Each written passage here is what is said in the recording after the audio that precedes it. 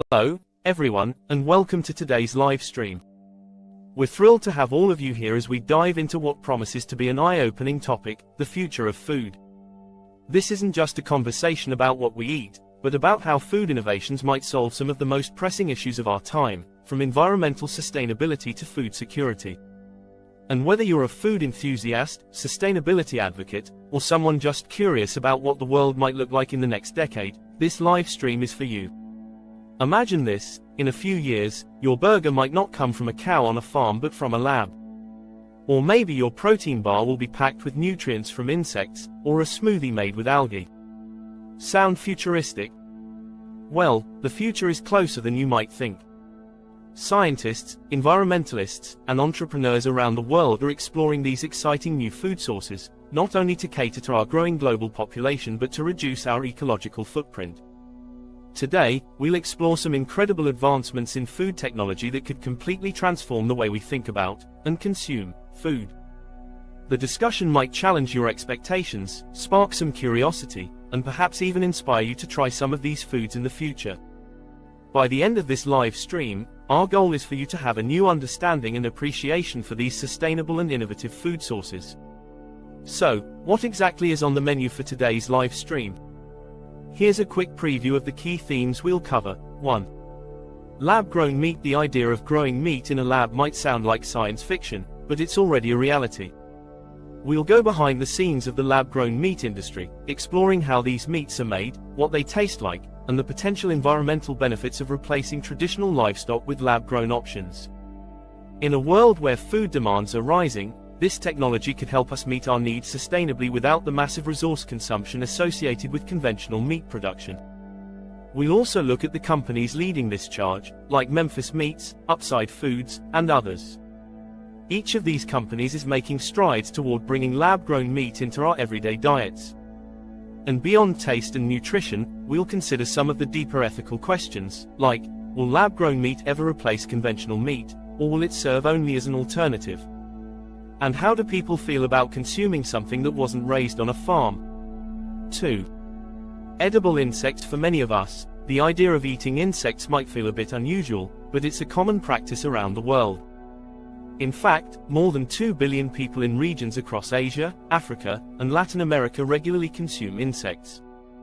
These small, protein-packed creatures are incredibly efficient to farm, using a fraction of the resources needed for traditional livestock. We'll discuss how insects like crickets, mealworms, and grasshoppers are being used to create high-protein snacks, flowers, and even gourmet dishes. We'll dive into the environmental benefits, nutritional value, and emerging products in the edible insect market. By the end of this section, you might see these mini livestock in a whole new light. And who knows, you might even find yourself curious enough to try a cricket protein bar. 3. Other emerging food sources. Beyond meat and insects, there's a whole world of innovative foods emerging that promise to change our diets and dining experiences. From algae and seaweed, which offer nutrient-dense profiles and low environmental impact, to fungi-based proteins like Mycoprotein, the options are vast and diverse. Each of these food sources has unique properties, and companies are working tirelessly to make them accessible and delicious.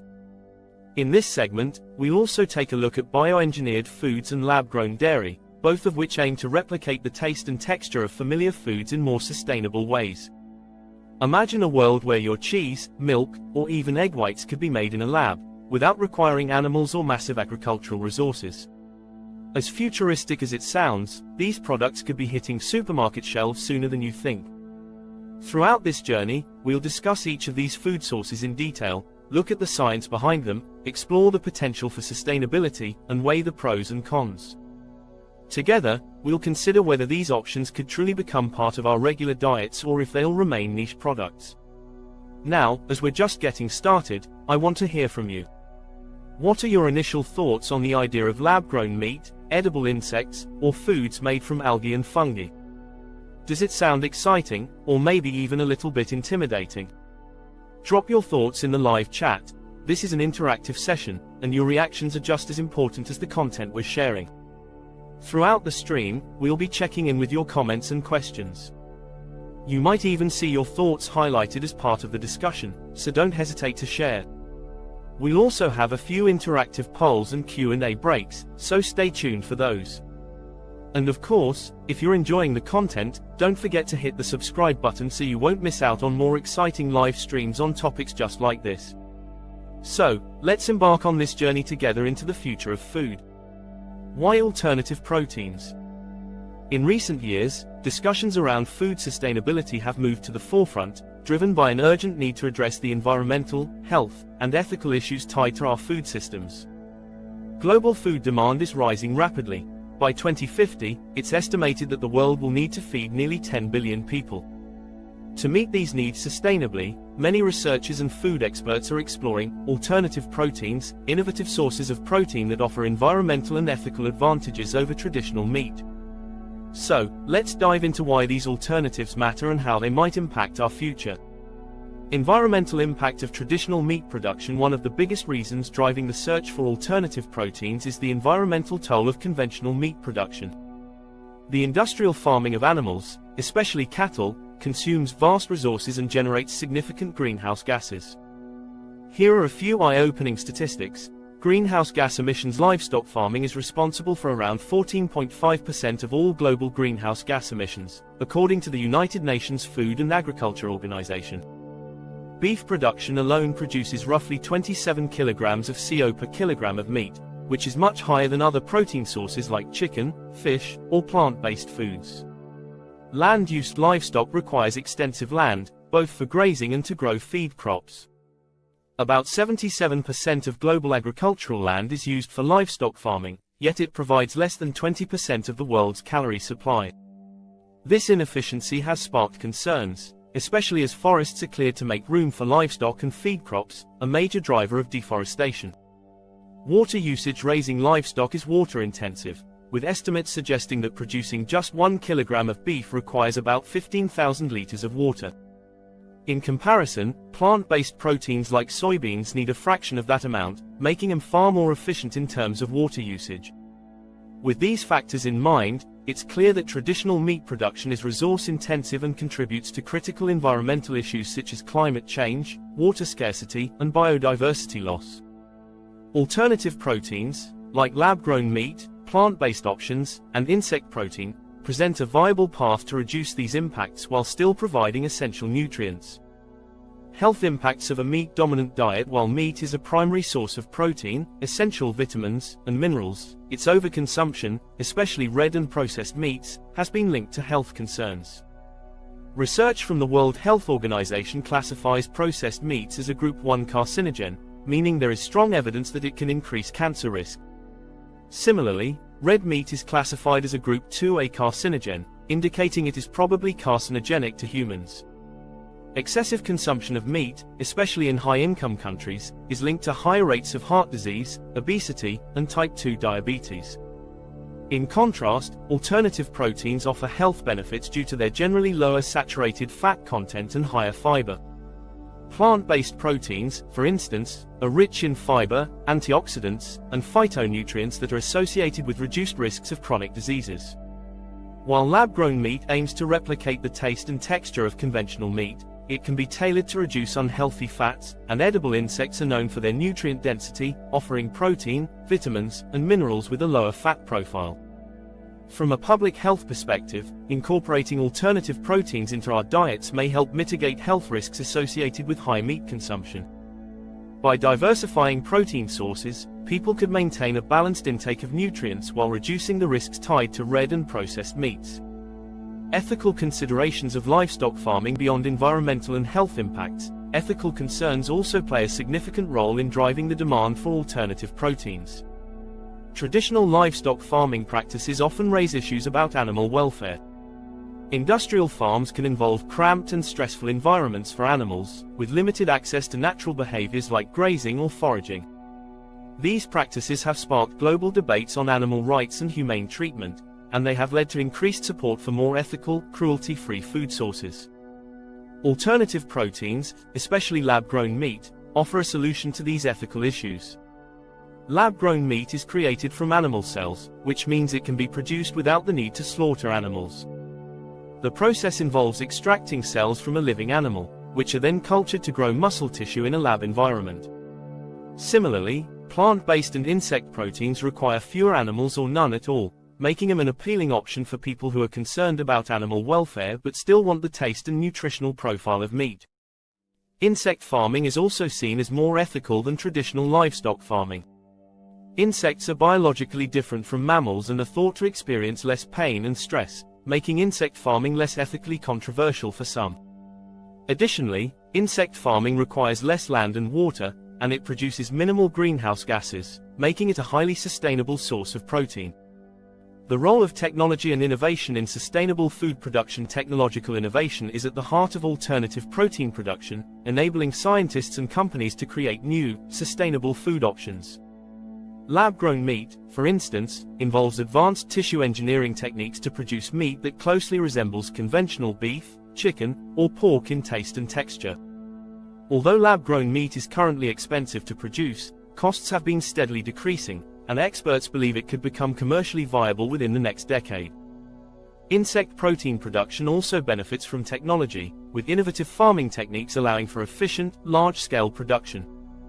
Insects can be farmed vertically in urban environments, requiring minimal space and resources. These innovations make it possible to meet the protein needs of growing populations without the heavy environmental toll of traditional livestock farming. Plant-based proteins, meanwhile, have seen advancements in flavor, texture, and nutritional content.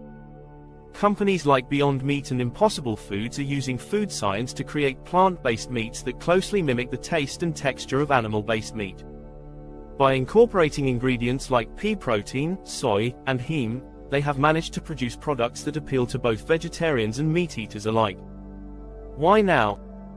The urgency for sustainable food solutions. The urgency to adopt alternative proteins is underscored by the current pressures on our global food systems.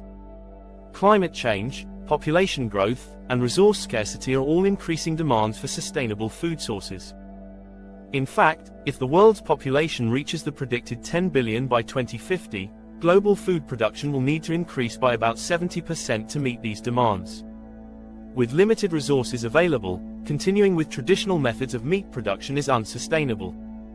Alternative proteins could help bridge the gap between demand and sustainable supply, offering a path to feed more people with fewer resources. While these proteins won't replace traditional meat entirely, they offer a complementary solution that can reduce the strain on our planet's resources. They also provide a way for consumers to make more ethical and health-conscious choices, aligning with a growing awareness about the impact of our food choices on the planet.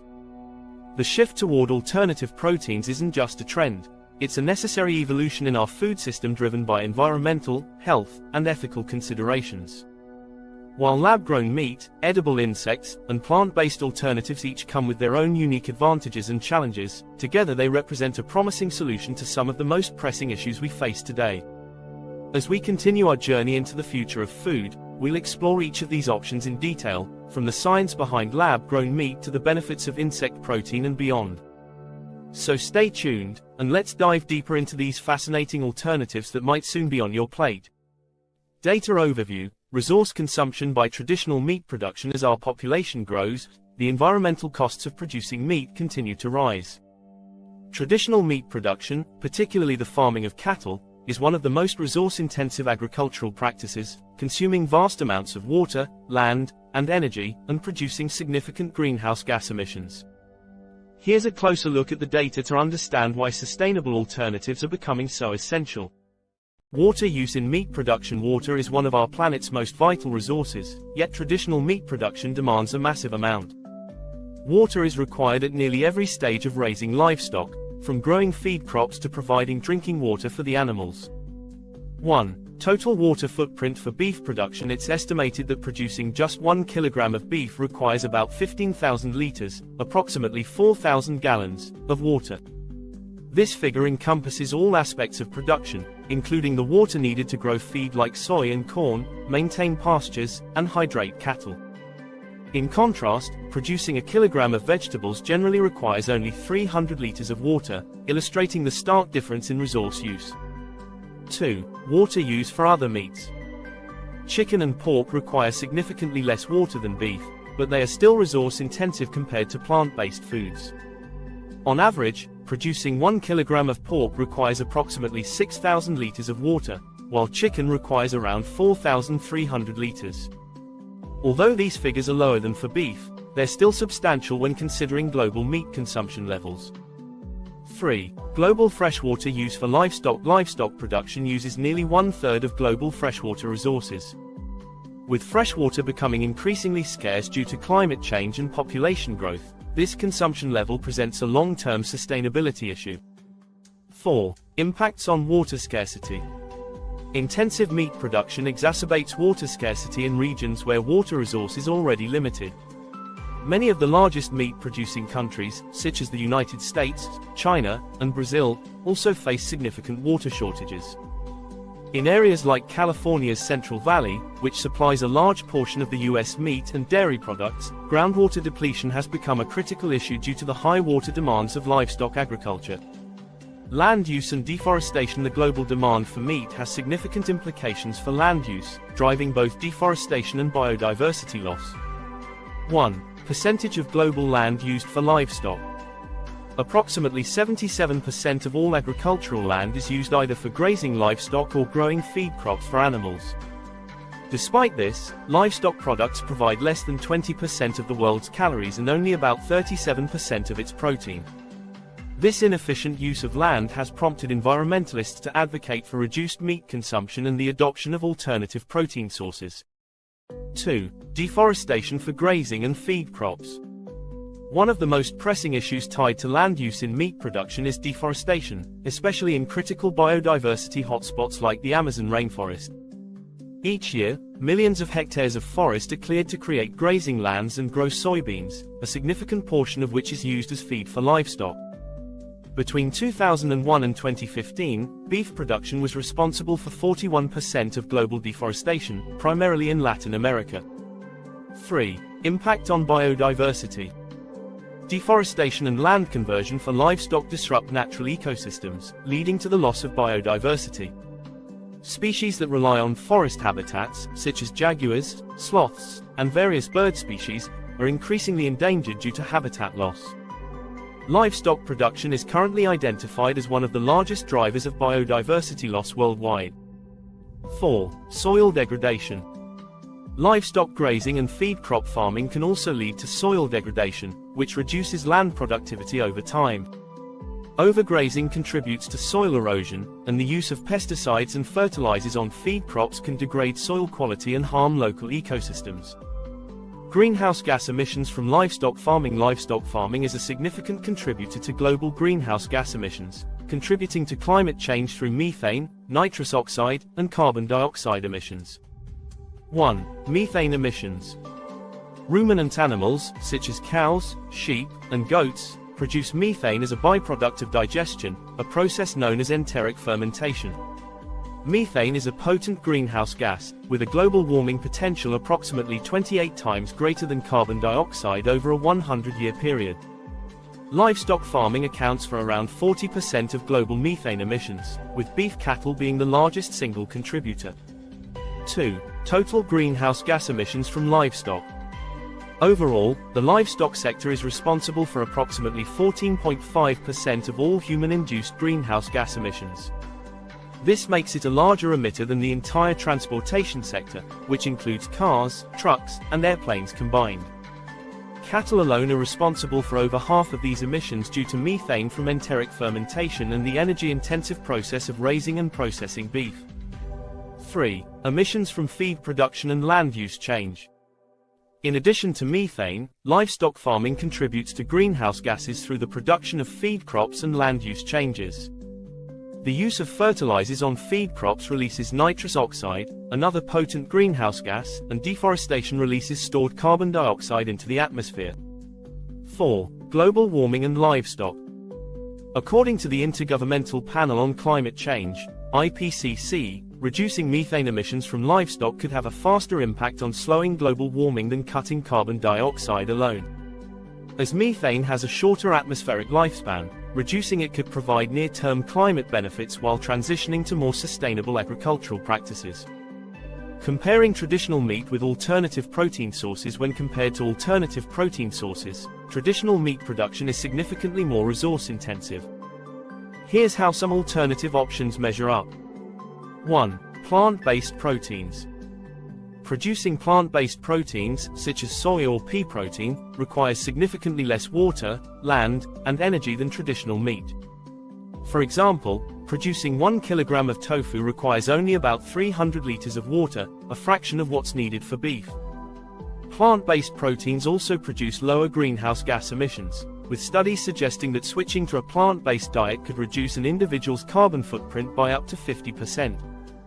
2. Lab-grown meat. While lab-grown meat is still in its early stages, preliminary studies show it has the potential to be more sustainable than conventional meat. Early research suggests that lab-grown meat could reduce water use by up to 90% and land use by more than 95% compared to beef production. Additionally, lab-grown meat has the potential to produce fewer emissions, particularly if the energy used in production comes from renewable sources. 3. Insect protein. Insects are highly efficient in converting feed into protein, requiring far less water and land than traditional livestock. For example, crickets need only about 1 liter of water to produce 1 kilogram of protein, making them one of the most water-efficient sources of animal protein available. Insects also produce minimal greenhouse gases, making them an environmentally friendly protein option. The resource demands and environmental impacts of traditional meat production present a compelling case for adopting more sustainable food sources. As populations grow and climate change accelerates, reducing the strain on water, land, and energy resources becomes increasingly urgent. Alternative proteins like plant-based, lab-grown, and insect-based options offer viable pathways toward a more sustainable food future. These alternatives could alleviate some of the environmental pressures associated with livestock farming, offering a promising solution for meeting the nutritional needs of a growing global population without compromising the health of our planet. This overview underscores the importance of transitioning toward more sustainable dietary practices and embracing alternative proteins as part of a global strategy to combat climate change, conserve resources, and protect biodiversity. Lab-grown meat. The revolution in protein production. Lab-grown meat, also known as cultured or cell-based meat, is an innovative form of protein production aimed at providing a sustainable and ethical alternative to traditional meat. Instead of raising and slaughtering animals, lab-grown meat is created by cultivating animal cells in a controlled environment. This method reduces the environmental impact of meat production, eliminates the need for animal farming, and offers a potential solution to the growing global demand for protein. But how exactly does this groundbreaking process work? Let's dive into the production process step by step, from the extraction of cells to scaling up for commercial availability, and explore the technological and economic challenges associated with this futuristic approach. Step 1. Extraction of animal cells. The process of creating lab-grown meat begins with the extraction of cells from a live animal. Scientists typically extract a small sample of muscle tissue from an animal, such as a cow, chicken, or pig, through a minimally invasive biopsy. This sample provides the cells needed to grow meat in a lab, and in many cases, the animal experiences little to no harm. The cells collected are often stem cells or precursor cells, which are highly versatile and capable of differentiating into various types of cells, including muscle, fat, and connective tissue, the essential components of meat. 1. Selecting cell types. There are different cell types to choose from for cultured meat production, including muscle stem cells, satellite cells, and myoblasts. Muscle stem cells are particularly valued because they can replicate and differentiate into muscle fibers, which give meat its texture and structure. 2. Cell duplication. Once the cells are extracted, they are placed in a carefully controlled environment where they can multiply. Scientists isolate and encourage the cells to multiply, creating a sufficient quantity to begin the process of developing muscle tissue. These cells have a natural ability to replicate rapidly, forming the foundation for larger quantities of lab-grown meat. 3. Importance of cell viability. The health and quality of the extracted cells play a critical role in the success of the production process. If cells lose their ability to divide or differentiate effectively, it can impact the quality and texture of the final product. As a result, optimizing cell extraction and maintenance techniques is a primary focus for scientists in this field. Step 2. Culturing cells in a growth medium. Once the cells are extracted and prepared, they need a suitable environment to grow and develop into muscle tissue. This is achieved using a growth medium, a nutrient-rich solution that supports cell proliferation and differentiation. The growth medium serves as a substitute for the blood and nutrients the cells would naturally receive within a living animal's body. 1. Composition of the growth medium. The growth medium is designed to provide cells with essential nutrients, including amino acids, sugars, vitamins, and minerals, necessary for growth. Early in lab-grown meat research, scientists used fetal bovine serum, FBS, as a nutrient source. FBS is derived from the blood of calf fetuses, which presents ethical and sustainability concerns.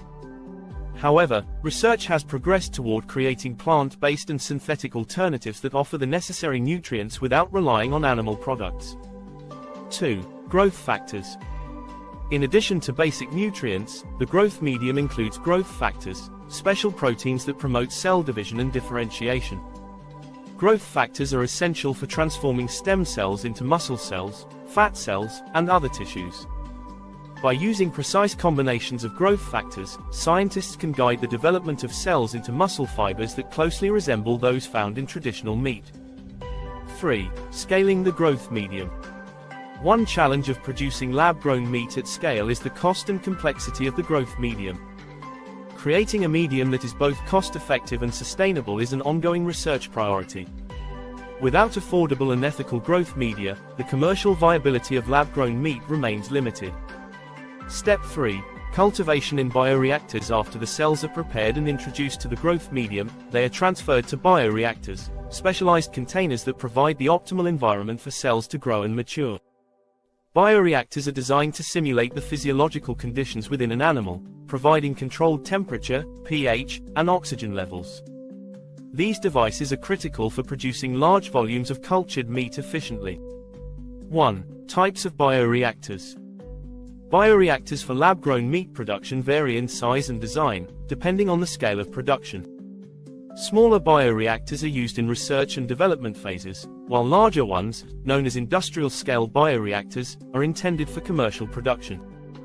These larger units can hold thousands of liters of growth medium, allowing for the cultivation of substantial quantities of meat cells. 2. Challenges in bioreactor design. Scaling up bioreactors to commercial sizes is one of the main technical challenges facing the industry. Large bioreactors must maintain consistent conditions throughout the container, ensuring that cells receive equal access to nutrients and oxygen. This is particularly difficult in high-density cultures, where cells compete for resources, potentially leading to uneven growth. 3. Microcarriers and scaffolds.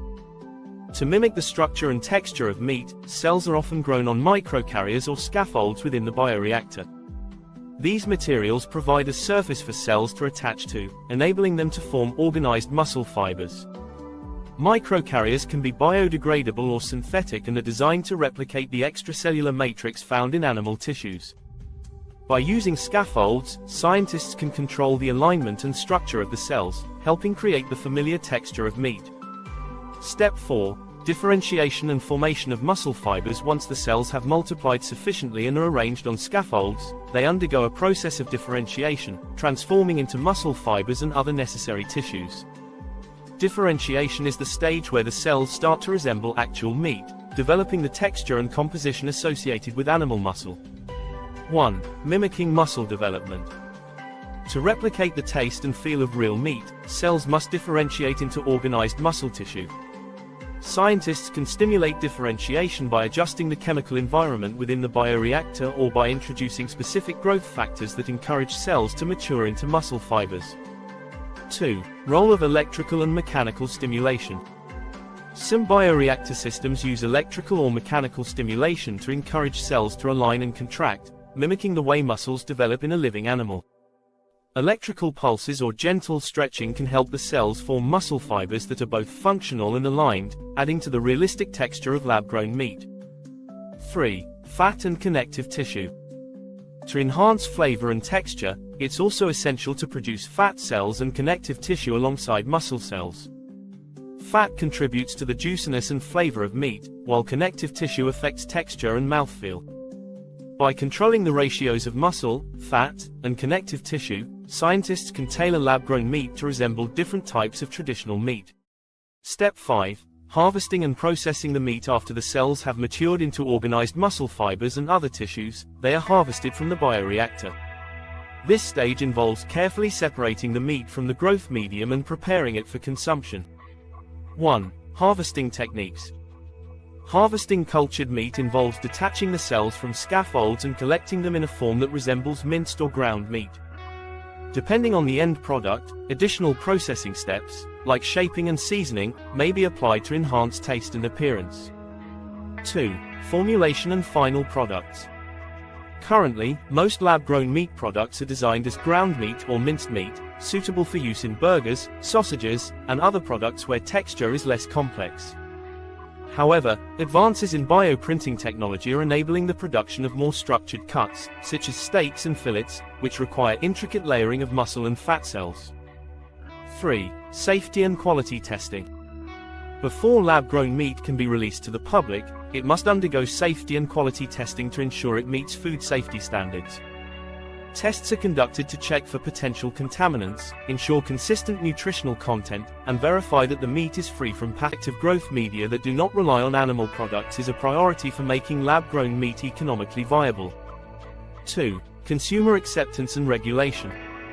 Educating consumers and gaining regulatory approval are crucial for bringing lab-grown meat to market.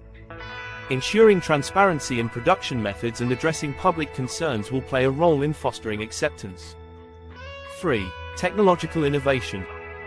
Scaling lab-grown meat to the point where it can compete with traditional meat in price and availability requires continuous innovation in bioreactor design, cell culture techniques, and production efficiency.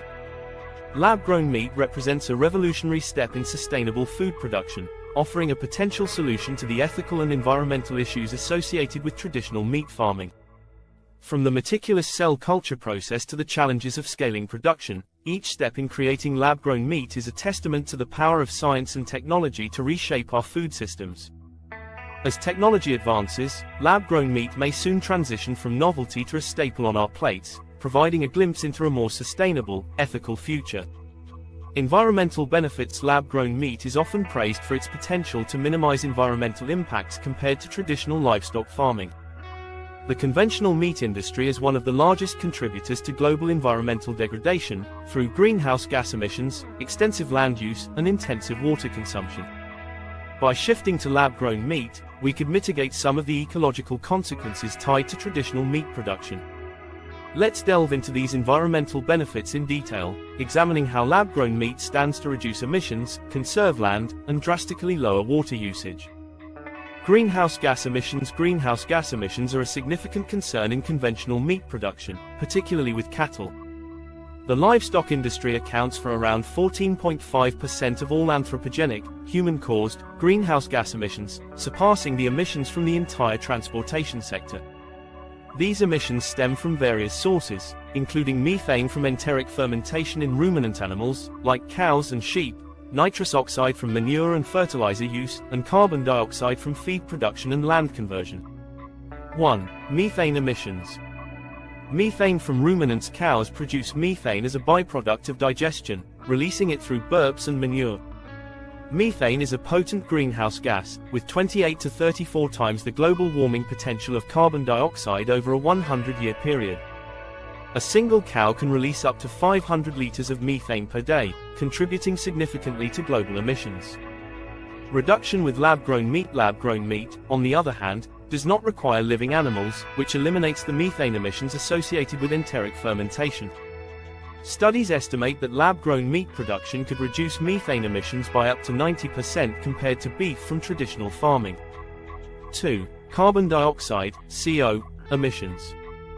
Feed production and land use. Conventional livestock farming requires vast amounts of feed, typically corn and soy, which are grown using fertilizers that release carbon dioxide and nitrous oxide. Transporting feed, processing meat, and other stages of the supply chain add further carbon dioxide emissions. Additionally, deforestation for livestock grazing or feed crops releases stored carbon into the atmosphere. Carbon footprint of lab-grown meat. Lab-grown meat production bypasses many of these emission sources by reducing the need for large-scale feed crops and land use changes.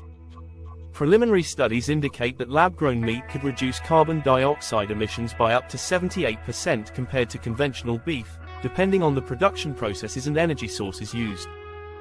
3. Nitrous oxide, dinitrogen monoxide, emissions. Fertilizer use. The use of nitrogen-based fertilizers for animal feed crops releases nitrous oxide, a greenhouse gas with 298 times the global warming potential of CO.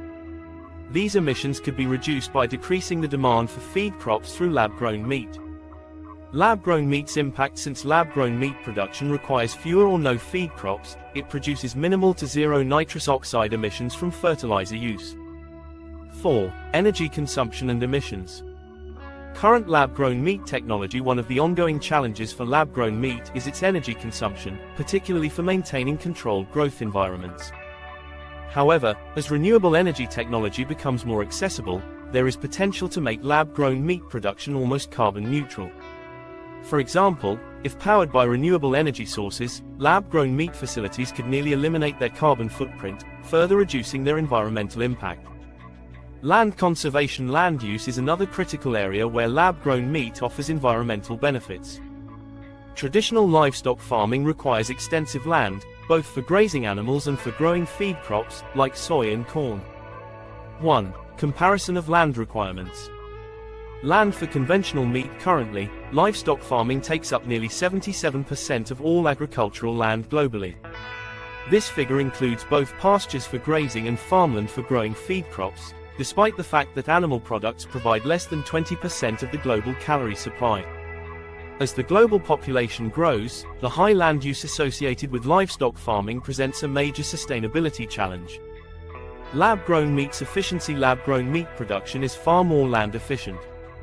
Studies suggest that lab-grown meat requires up to 99% less land than traditional meat. This dramatic reduction is due to the fact that lab-grown meat doesn't rely on feed crops or pastureland. Instead, it is produced in controlled environments, usually in multi-level bioreactors, which allow for vertical farming and efficient space utilization. 2. Preventing deforestation. Deforestation for livestock. Deforestation, particularly in the Amazon rainforest, is heavily driven by livestock farming and the cultivation of feed crops. Forests are cleared to make room for pastureland or soy production, the latter of which is used primarily to feed livestock rather than for direct human consumption. This destruction of natural habitats not only contributes to greenhouse gas emissions but also threatens biodiversity. Lab-grown meat is a solution. By drastically reducing land needs, lab-grown meat can alleviate pressure on forests and other natural habitats, preserving biodiversity and reducing carbon emissions associated with land clearing. With less need for agricultural expansion, lab-grown meat could play a significant role in global reforestation efforts, helping to sequester carbon and restore ecosystems. Supporting biodiversity. Ecosystem impact of conventional farming. Traditional farming practices often displace or endanger native species. Habitat fragmentation and pesticide use affect both flora and fauna, decreasing biodiversity and disrupting ecosystems. Reduced habitat encroachment. Since lab-grown meat requires minimal land, it allows for the preservation of natural habitats and minimizes human encroachment on ecosystems. This conservation of ecosystems contributes to global biodiversity preservation, offering a way to produce food that coexists with rather than replaces natural habitats. Water conservation. Water scarcity is an increasingly pressing issue, and livestock farming is a significant contributor to global water use. Producing lab-grown meat, however, could drastically cut water consumption, making it a more sustainable option in terms of freshwater resources. 1. Water usage in conventional meat production. Water for livestock. Conventional meat production requires vast amounts of water for feed crops, animal hydration, and processing. It takes approximately 15,000 liters of water to produce just 1 kilogram of beef. Pork and chicken require less water, about 6,000 and 4,300 liters per kilogram, respectively, but are still water-intensive compared to plant-based or lab-grown alternatives.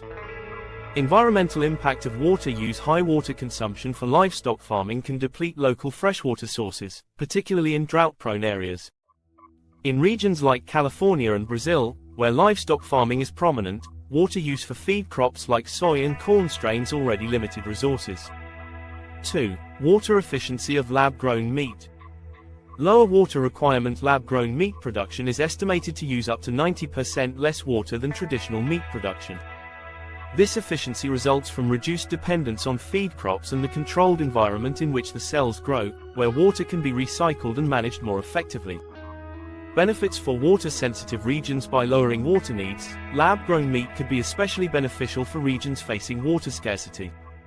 Reducing the water footprint of meat production can help preserve freshwater resources and support more sustainable water management on a global scale. 3. Reducing water pollution runoff from conventional farming. Traditional meat production is also associated with water pollution from fertilizer and pesticide runoff, which contaminates rivers, lakes, and coastal waters. Livestock waste is another significant pollutant, often containing pathogens and chemicals that affect water quality. Minimized pollution with lab-grown meat. Since lab-grown meat requires minimal or no use of fertilizers and pesticides, it reduces the risk of water contamination.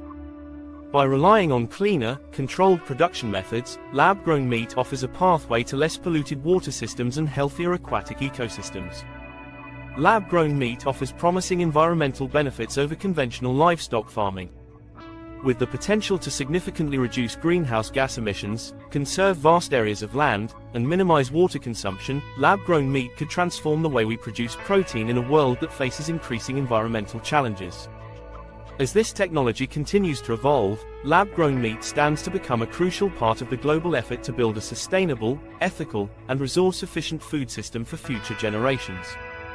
The health and nutrition of lab-grown meat. Lab-grown meat presents not only environmental and ethical advantages but also unique health benefits. As scientists can control its composition precisely, lab-grown meat offers the potential for a tailored nutritional profile, potentially making it a healthier option than conventional meat. But, as with any new food technology, there are unknowns that researchers are still working to understand. Let's dive into the nutritional profile of lab-grown meat, the health benefits it might offer, and some of the lingering questions scientists are seeking to answer.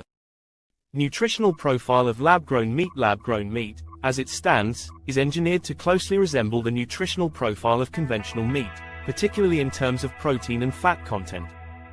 However, one of the key advantages of lab-grown meat lies in the ability to manipulate its nutritional composition, offering the potential for a customizable, nutrient-dense food.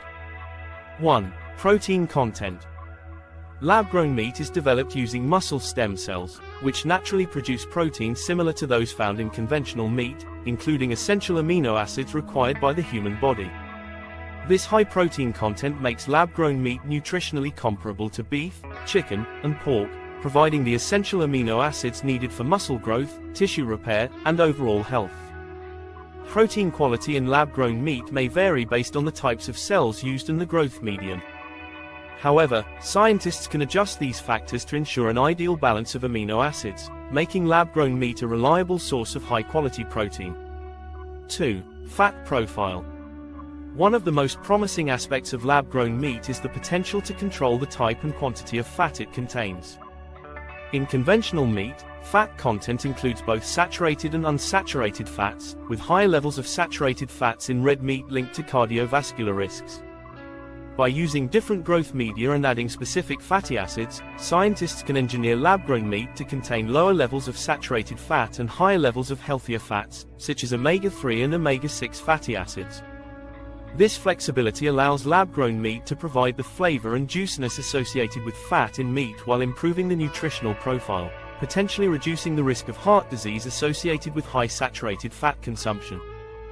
3. Micronutrients. Meat is known for its rich supply of vitamins and minerals, particularly iron, zinc, and vitamin B12.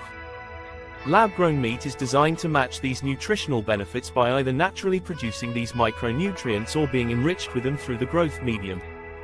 For instance, iron, a mineral essential for oxygen transport and energy production, can be incorporated directly into the growth medium.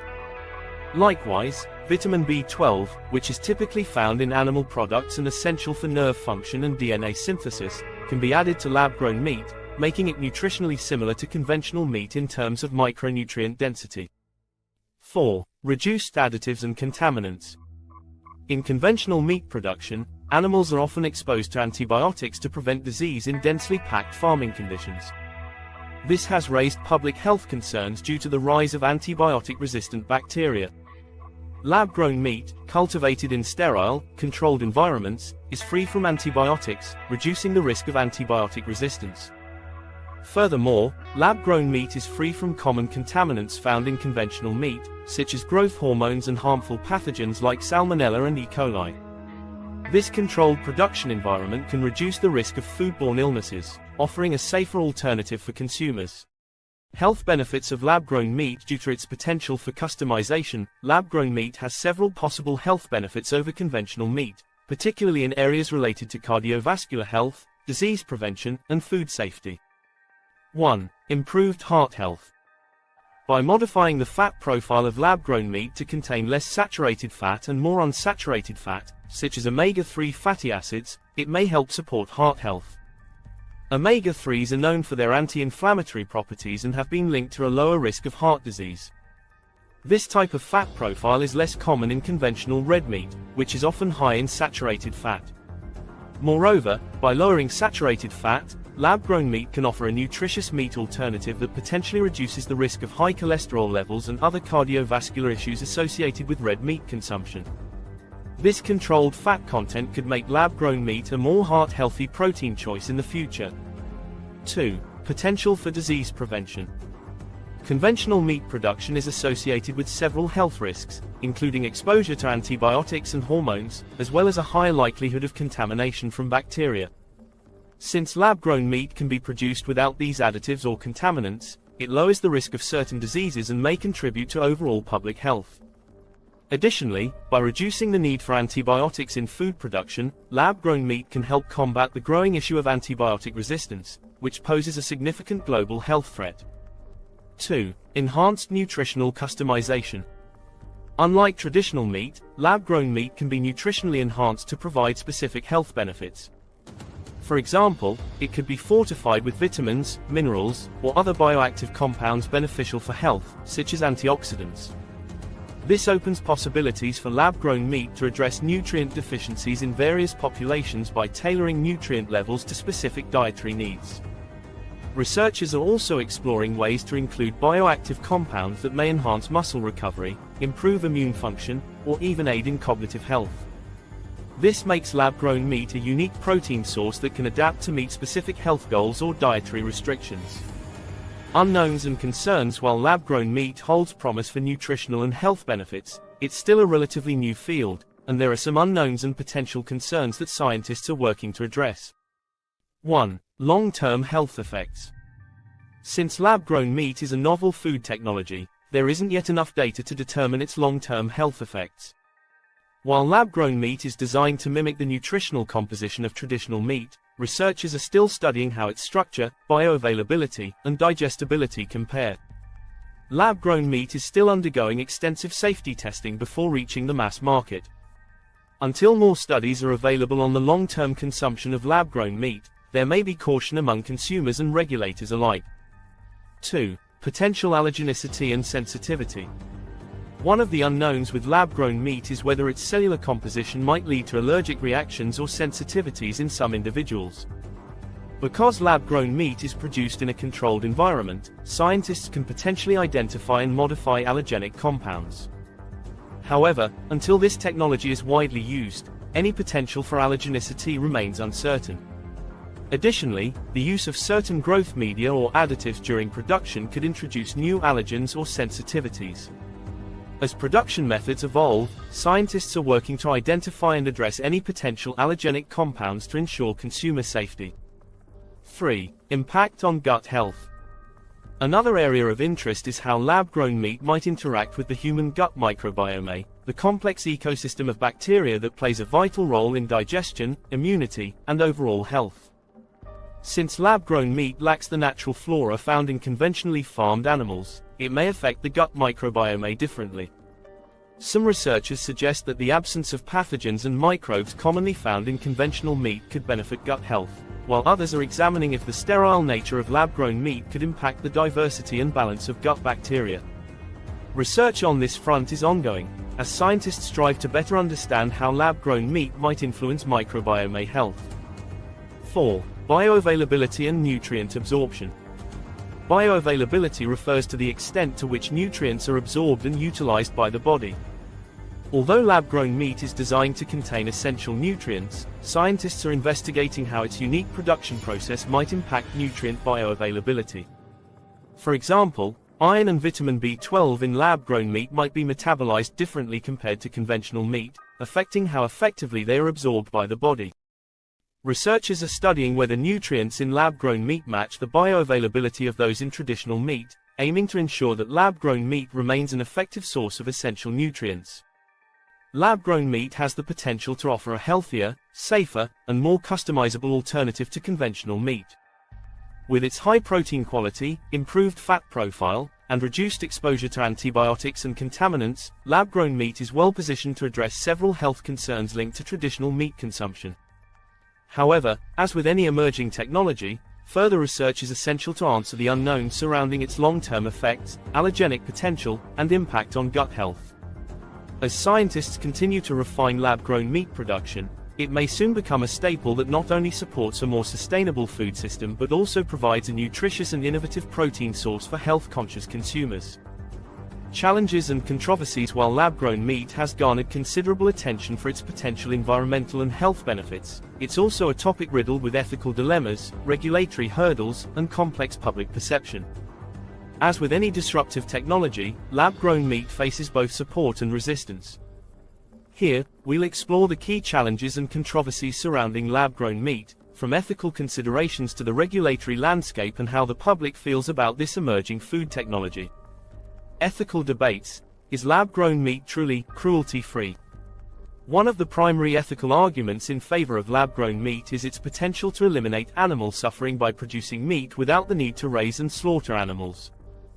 However, the ethical debate is more nuanced than it might initially seem, with arguments on both sides.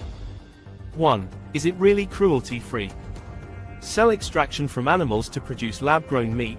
Animal cells are typically collected through a biopsy or a similar process, which is minimally invasive. Nonetheless, this initial cell extraction raises questions about whether the process can truly be considered cruelty-free.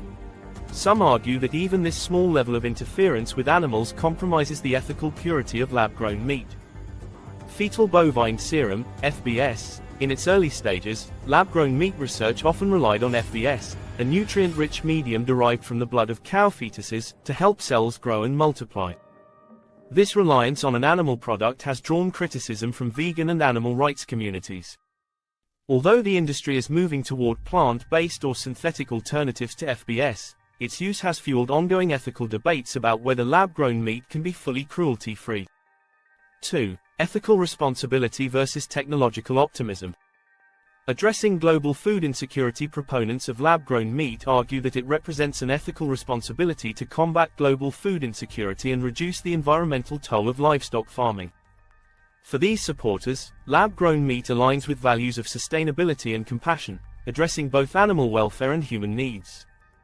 Potential for disrupting traditional livelihoods. Critics, however, point out the possible negative impact on communities and individuals whose livelihoods rely on traditional farming.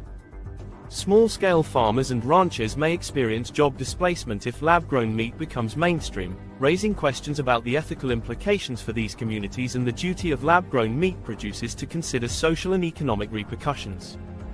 Regulatory hurdles. Navigating a new food landscape. Lab-grown meat is not only novel from a technological standpoint but also challenges existing food regulations, requiring new frameworks to ensure its safety and acceptance in the global market. Here are some of the main regulatory challenges. 1. Safety and approval processes. Undefined regulatory pathways. Since lab-grown meat doesn't fit traditional categories of either animal or plant products, regulatory agencies must develop new frameworks to assess its safety, quality, and nutritional value. In the United States, the regulation of lab-grown meat is shared between the Food and Drug Administration, FDA, and the United States Department of Agriculture, USDA, with the FDA overseeing cell collection and growth and the USDA supervising processing and labeling. Global differences in approval. Countries vary widely in their approach to approving lab-grown meat.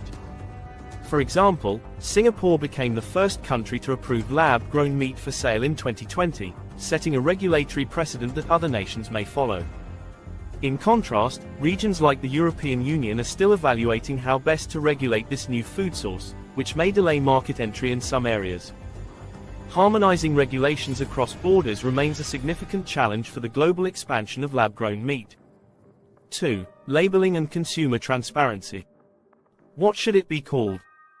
The labeling of lab-grown meat has been a contentious issue, with debates over terms such as clean meat, cultured meat, cell-based meat, and even lab-grown meat. Proponents argue that terms like clean meat emphasize the safety and cleanliness of the product, while opponents believe these labels could mislead consumers. Labeling guidelines need to balance transparency with terms that do not alienate consumers unfamiliar with the technology. Disclosing the production process for lab-grown meat to gain consumer trust, it's essential to be transparent about its production process. Regulatory bodies and companies alike must decide what level of detail to provide on packaging, from describing the cell cultivation process to listing all ingredients and additives used. Transparent labeling will likely play a critical role in building consumer trust and ensuring informed decision-making. 2. Intellectual property and biosecurity. Intellectual property, IP, concerns the lab-grown meat industry is based on proprietary technologies and complex cell cultivation processes, making intellectual property protection a significant concern. Companies need strong IP protections to prevent unauthorized use of their technology, but some critics worry that monopolizing lab-grown meat could limit competition and access to affordable options. Biosecurity risks. As lab-grown meat production scales up, bioreactor facilities may need to consider biosecurity measures to prevent contamination and ensure product safety. The highly controlled environments required for cell cultivation make lab-grown meat vulnerable to contamination, and companies must comply with stringent protocols to avoid risks related to food safety and public health. Public perception, trust, acceptance, and food authenticity. Public perception of lab-grown meat is mixed, shaped by cultural, psychological, and informational factors. Understanding consumer attitudes and addressing their concerns are essential for the acceptance and success of lab-grown meat. 1. Consumer trust in new technologies. Familiarity and skepticism. Lab-grown meat represents a significant departure from traditional food production, leading some consumers to approach it with skepticism.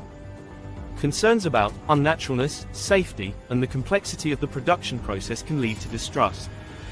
Studies have shown that consumers who are more informed about lab-grown meat are likelier to trust its safety and accept it, underscoring the importance of transparent, accessible information.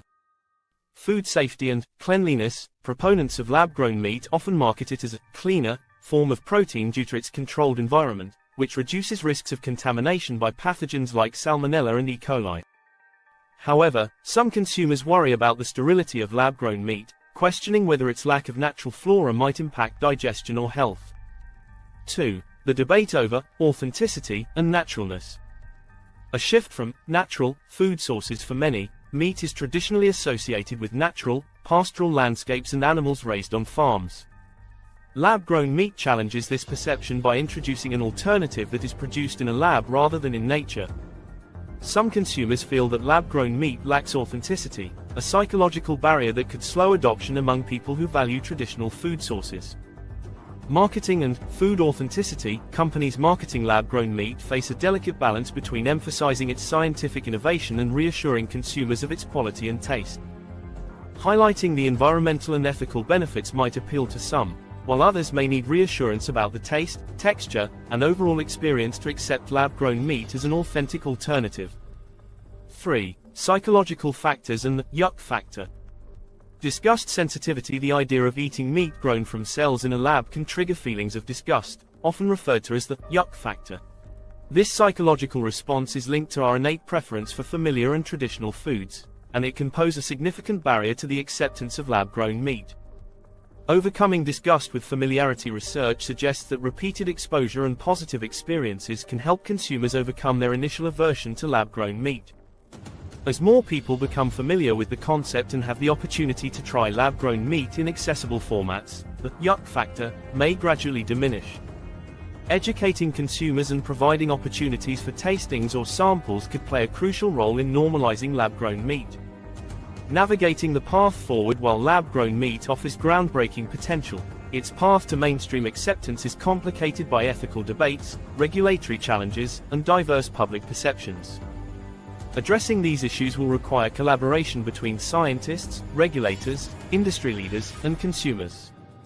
For lab-grown meat to succeed, it must not only prove its safety, taste, and nutritional value but also navigate the complex landscape of ethics, law, and public opinion.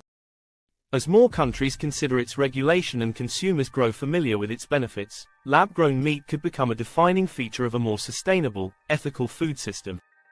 Lab-grown meat companies, leading the charge in alternative proteins. Lab-grown meat, while still in its early stages, has seen rapid development thanks to pioneering companies that have dedicated their research, resources, and creativity to bringing cultured meat to market. Two companies leading the way are Memphis Meats and Upside Foods. These companies are not only innovating in terms of technology but are also helping to shape the lab-grown meat industry's market and regulatory landscape. Let's dive into their unique contributions, current progress, and projections for where they and the market may go from here. Memphis Meats, pioneering the lab-grown meat industry. Founded in 2015, Memphis Meats is a trailblazer in the cultured meat industry, often credited as one of the first companies to produce lab-grown meatballs and poultry products. The company's mission is to reduce reliance on traditional livestock farming by creating sustainable and ethical alternatives. 1. Technology and production process. Cellular cultivation. Memphis Meats uses cell-based cultivation methods to grow muscle cells into structured, edible meat. The process begins with extracting animal cells, which are then multiplied in a nutrient-rich medium that mimics the conditions inside an animal's body. The cells grow into muscle tissue, allowing Memphis Meats to produce products that closely resemble traditional meat in flavor, texture, and nutritional profile. Focus on clean production. The company has invested heavily in refining its production process to avoid contaminants and antibiotics, which are often found in conventional meat production. This commitment to clean meat is a selling point for health-conscious consumers and investors alike. 2. Funding and investor support. Memphis Meats quickly gained traction with high-profile investors like Bill Gates, Richard Branson, and even traditional meat producers like Tyson Foods and Cargill. In 2020, Memphis Meats secured $161 million in Series B funding, bringing its total funding to over $180 million. This funding round marked a pivotal moment, as the involvement of traditional meat companies signaled a shift towards embracing alternative proteins. R&D expansion. The substantial capital allows Memphis Meats to invest in research and development, enabling it to optimize production, reduce costs, and scale up for commercial availability. The company's long-term goal is to bring lab-grown meat to market at a price competitive with conventional meat. 3. Market predictions and pricing goals. Cost reduction. One of the primary challenges for Memphis Meats and other lab-grown meat companies has been the high production costs. Initially, lab-grown meat was estimated to cost thousands of dollars per pound, but with advancements in technology, companies like Memphis Meats are significantly reducing costs. The company aims to achieve price parity with conventional meat within the next decade. Market positioning. Memphis Meats is focusing on an initial launch in restaurants and high-end markets to introduce consumers to lab-grown meat. As production costs decrease, they plan to expand into mainstream retail channels, making lab-grown meat accessible to a broader audience. Upside Foods, bringing cultured meat to the mainstream. Upside Foods, formerly known as Just Meat, founded in 2015 and rebranded in 2021, has quickly positioned itself as another leader in the lab-grown meat sector. The company has a strong focus on producing poultry products, including chicken, which is one of the most widely consumed meats worldwide. 1. Technological innovations. Focus on scalable production. Upside Foods has invested heavily in creating a scalable production process, focusing on bioreactor design and optimizing cell growth environments. They aim to grow cells at a large scale in bioreactors that can eventually produce meat at industrial levels. Upside Foods' innovative approach to bioreactor technology positions them well for achieving commercial viability. Development of cost-effective growth medium. One of the breakthroughs for Upside Foods has been its development of an animal-free growth medium, which eliminates the need for fetal bovine serum. This alternative is both more sustainable and less controversial, helping the company appeal to ethical consumers and reduce production costs. 2. Financial milestones and partnerships. Key investors and partnerships. Upside Foods has attracted significant investments, securing over $200 million in funding from investors that include SoftBank, Norwest Ventures, and Bill Gates. These partnerships have provided Upside Foods with the resources needed to build a state-of-the-art production facility, known as Bioengineering, Production, and Innovation Center, which opened in 2021. This facility is designed to scale up the production of lab-grown meat and set industry standards for efficiency and safety. Collaborations with regulators. Upside Foods has also established strong ties with regulatory bodies to ensure its products meet safety standards and comply with food laws. In 2021, the company worked closely with the FDA and USDA to develop a regulatory pathway for lab-grown meat, helping to lay the groundwork for widespread market acceptance. 3. Market entry strategy. Initial rollout in Singapore and the US. Following Singapore's approval of lab-grown meat in 2020, Upside Foods sees this market as an opportunity for an early launch. The US is also a primary target, with Upside Foods planning to introduce its products to high-end restaurants before expanding to retail. The company is leveraging these initial rollouts to gather consumer feedback, refine its products, and build brand awareness. Price parity goals. Like Memphis Meats, Upside Foods is working toward price parity with conventional chicken. By achieving cost reduction in the growth, medium, and production process, Upside Foods aims to make lab-grown meat affordable for the average consumer within the next 10 years. Statistics and market predictions for lab-grown meat. The lab-grown meat market is projected to grow significantly in the coming years, driven by consumer demand for sustainable food options and advancements in production technology. Here are some key statistics and predictions for the industry. 1. Market size and growth. Projected market value. The global lab-grown meat market was valued at around $214 million in 2020 and is expected to reach $3.6 billion by 2030, growing at a compound annual growth rate, CAGR, of over 40%. This rapid growth reflects increasing consumer interest in sustainable alternatives to conventional meat and support from investors who view lab-grown meat as a future food source. Impact of regulatory approvals. Market expansion heavily depends on regulatory approvals. As more countries establish frameworks for lab-grown meat, the market is likely to experience accelerated growth. Early adopters, such as Singapore, have set a precedent that could encourage other countries to follow suit. 2. Consumer acceptance and market penetration. Consumer demand. According to surveys, more than 30% of consumers in North America and Europe are open to trying lab-grown meat, with younger generations showing the highest interest. As consumer familiarity grows, market penetration rates are expected to increase, particularly among environmentally conscious consumers. Growth in Asia-Pacific. The Asia-Pacific region, especially China and Japan, is expected to become a significant market for lab-grown meat due to rising demand for sustainable food sources and increased interest in food security. Companies like Upside Foods are positioning themselves to tap into this market, where consumer demand is projected to grow rapidly. 3. Technological advancements and cost reduction. Reducing production costs. The high initial costs of lab-grown meat production have been a barrier to mainstream acceptance. However, advancements in bioreactor design, alternative growth media, and automation are driving down production costs. Memphis Meats and Upside Foods both predict that within a decade, lab-grown meat will reach price parity with conventional meat, making it a viable choice for a broader consumer base. Energy efficiency and sustainability. Both companies are also investing in renewable energy solutions for their production facilities, aiming to reduce the carbon footprint of lab-grown meat further. As energy efficiency improves, lab-grown meat's overall sustainability will increase, aligning with consumer demand for eco-friendly options.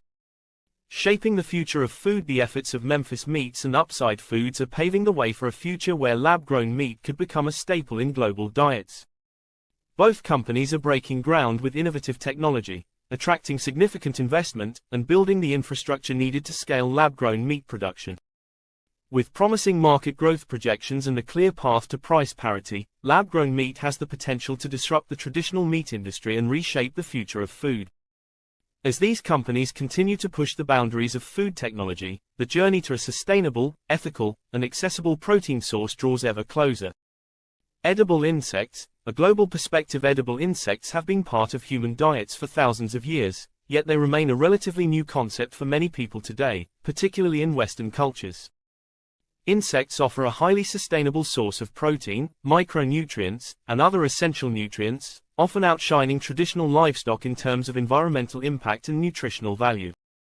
Let's explore how different cultures around the world incorporate insects into their diets, from traditional practices to emerging food markets, highlighting the rich diversity of edible insect consumption globally. Asia, a rich tradition of insect consumption in Asia, the consumption of insects is widely accepted and deeply embedded in local cuisines. Insects are a staple in many Asian countries, often prized for their nutritional value and culinary versatility. 1. Thailand. Commonly eaten insects. Thailand is one of the largest consumers and producers of edible insects, with crickets, grasshoppers, silkworms, and bamboo worms commonly available. These insects are often fried and seasoned, sold in local markets, and enjoyed as snacks. Cultural significance. Insects are not merely a food source but are celebrated for their flavors and textures.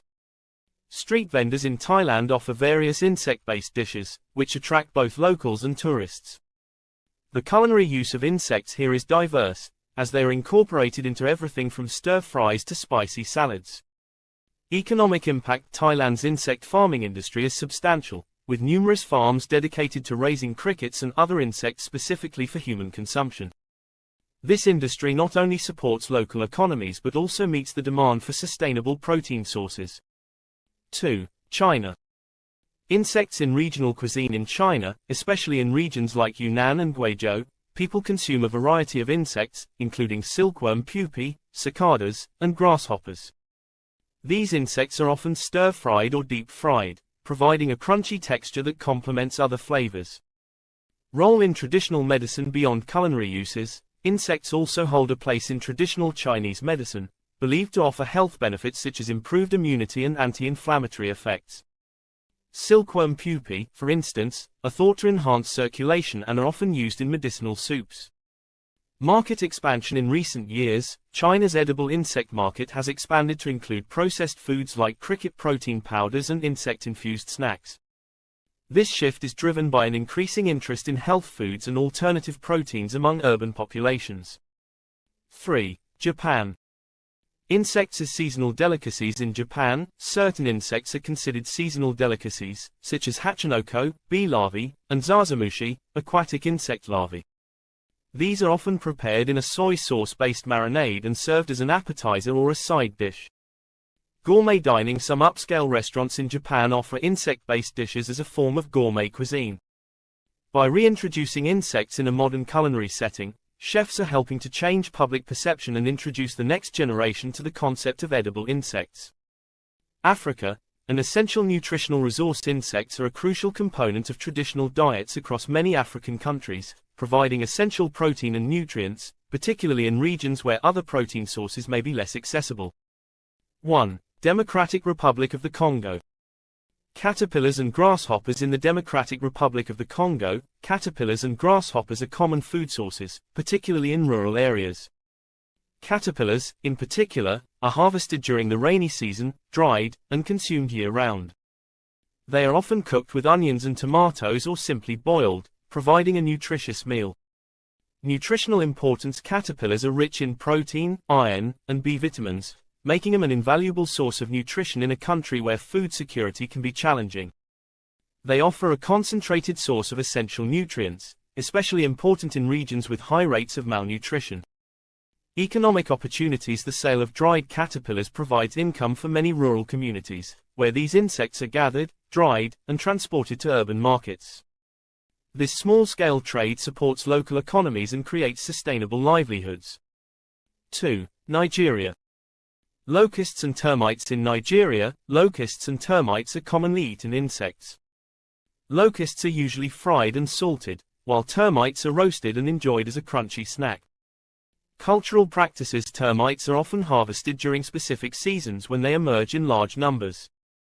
Many communities celebrate this time, as it marks an opportunity to gather and enjoy a highly valued food source. Health benefits. Termites, which are high in protein and healthy fats, offer an affordable and accessible source of nutrition, especially in rural areas. They play a crucial role in addressing protein deficiencies and supporting food security. 3. South Africa. Mopani worms. The Mopani worm, the caterpillar of the emperor moth, is a popular food in southern Africa, particularly in South Africa and Zimbabwe. They are harvested, dried, and either eaten as a snack or rehydrated and cooked in stews. Economic and nutritional significance. Mopani worms are rich in protein and provide income for communities that harvest and sell them. For many rural families, Mopani worms are a staple food that offers both nutrition and a means of livelihood. Latin America. Ancestral traditions meet modern demand in Latin America. Insect consumption is deeply rooted in indigenous traditions and is seeing a revival as interest in sustainable foods grows. 1. Mexico. Chapulines, grasshoppers, or chapulines, are a popular snack in Mexico, particularly in Oaxaca. They are seasoned with chili and lime and enjoyed as a snack or as a topping for dishes like tacos. Pre-Hispanic origins. In Mexico, eating insects dates back to pre-Hispanic times, when indigenous cultures relied on insects as a protein source. This tradition has endured, with chapulines, ant eggs, escamoles, and maggie worms commonly featured in local cuisine. Gastronomy and tourism. In recent years, edible insects have become a gastronomic attraction in Mexico, drawing tourists interested in traditional Mexican foods. Upscale restaurants have even incorporated insects into gourmet dishes, presenting them as a sustainable delicacy. 2. Colombia. Hormiga colona, big-bottomed ants. In the Santander region of Colombia, Hormiga colona ants are a seasonal delicacy. These ants are collected, roasted, and often enjoyed with salt.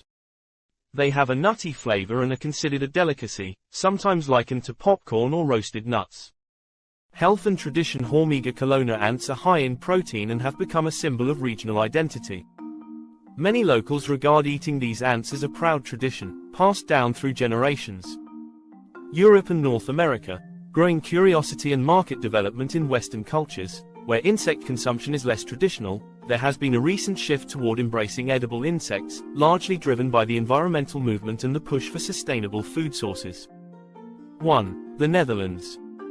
Pioneering insect-based products. The Netherlands has emerged as a leader in insect farming and insect-based food products in Europe. Companies are producing insect-based protein bars, powders, and snacks, targeting consumers looking for sustainable protein alternatives. Research and development. Dutch universities and research institutes are conducting extensive research on edible insects, studying their environmental benefits and nutritional potential. This research has paved the way for innovative products and a growing market for insect-based foods across Europe. 2. United States. Rising market interest. Although insect consumption is relatively new in the US, consumer interest in sustainable proteins has fueled demand for insect-based foods. Companies like Chapul and Exo produce cricket protein bars and powders, which appeal to athletes and health-conscious consumers. Regulatory progress and acceptance. The U.S. Food and Drug Administration, FDA, has approved certain insect species for human consumption, supporting the growth of the edible insect market. This regulatory support is helping more consumers feel comfortable trying insect-based products, and the market is expected to grow as awareness spreads. 3. France. Gourmet insect cuisine. In France, chefs are experimenting with insects in haute cuisine, introducing crickets, mealworms, and other edible insects into gourmet dishes. This innovative approach has helped reframe insects as an adventurous, sustainable option for fine dining. Environmental advocacy. As part of the broader environmental movement in Europe, edible insects are promoted as a means of reducing the carbon footprint associated with meat production.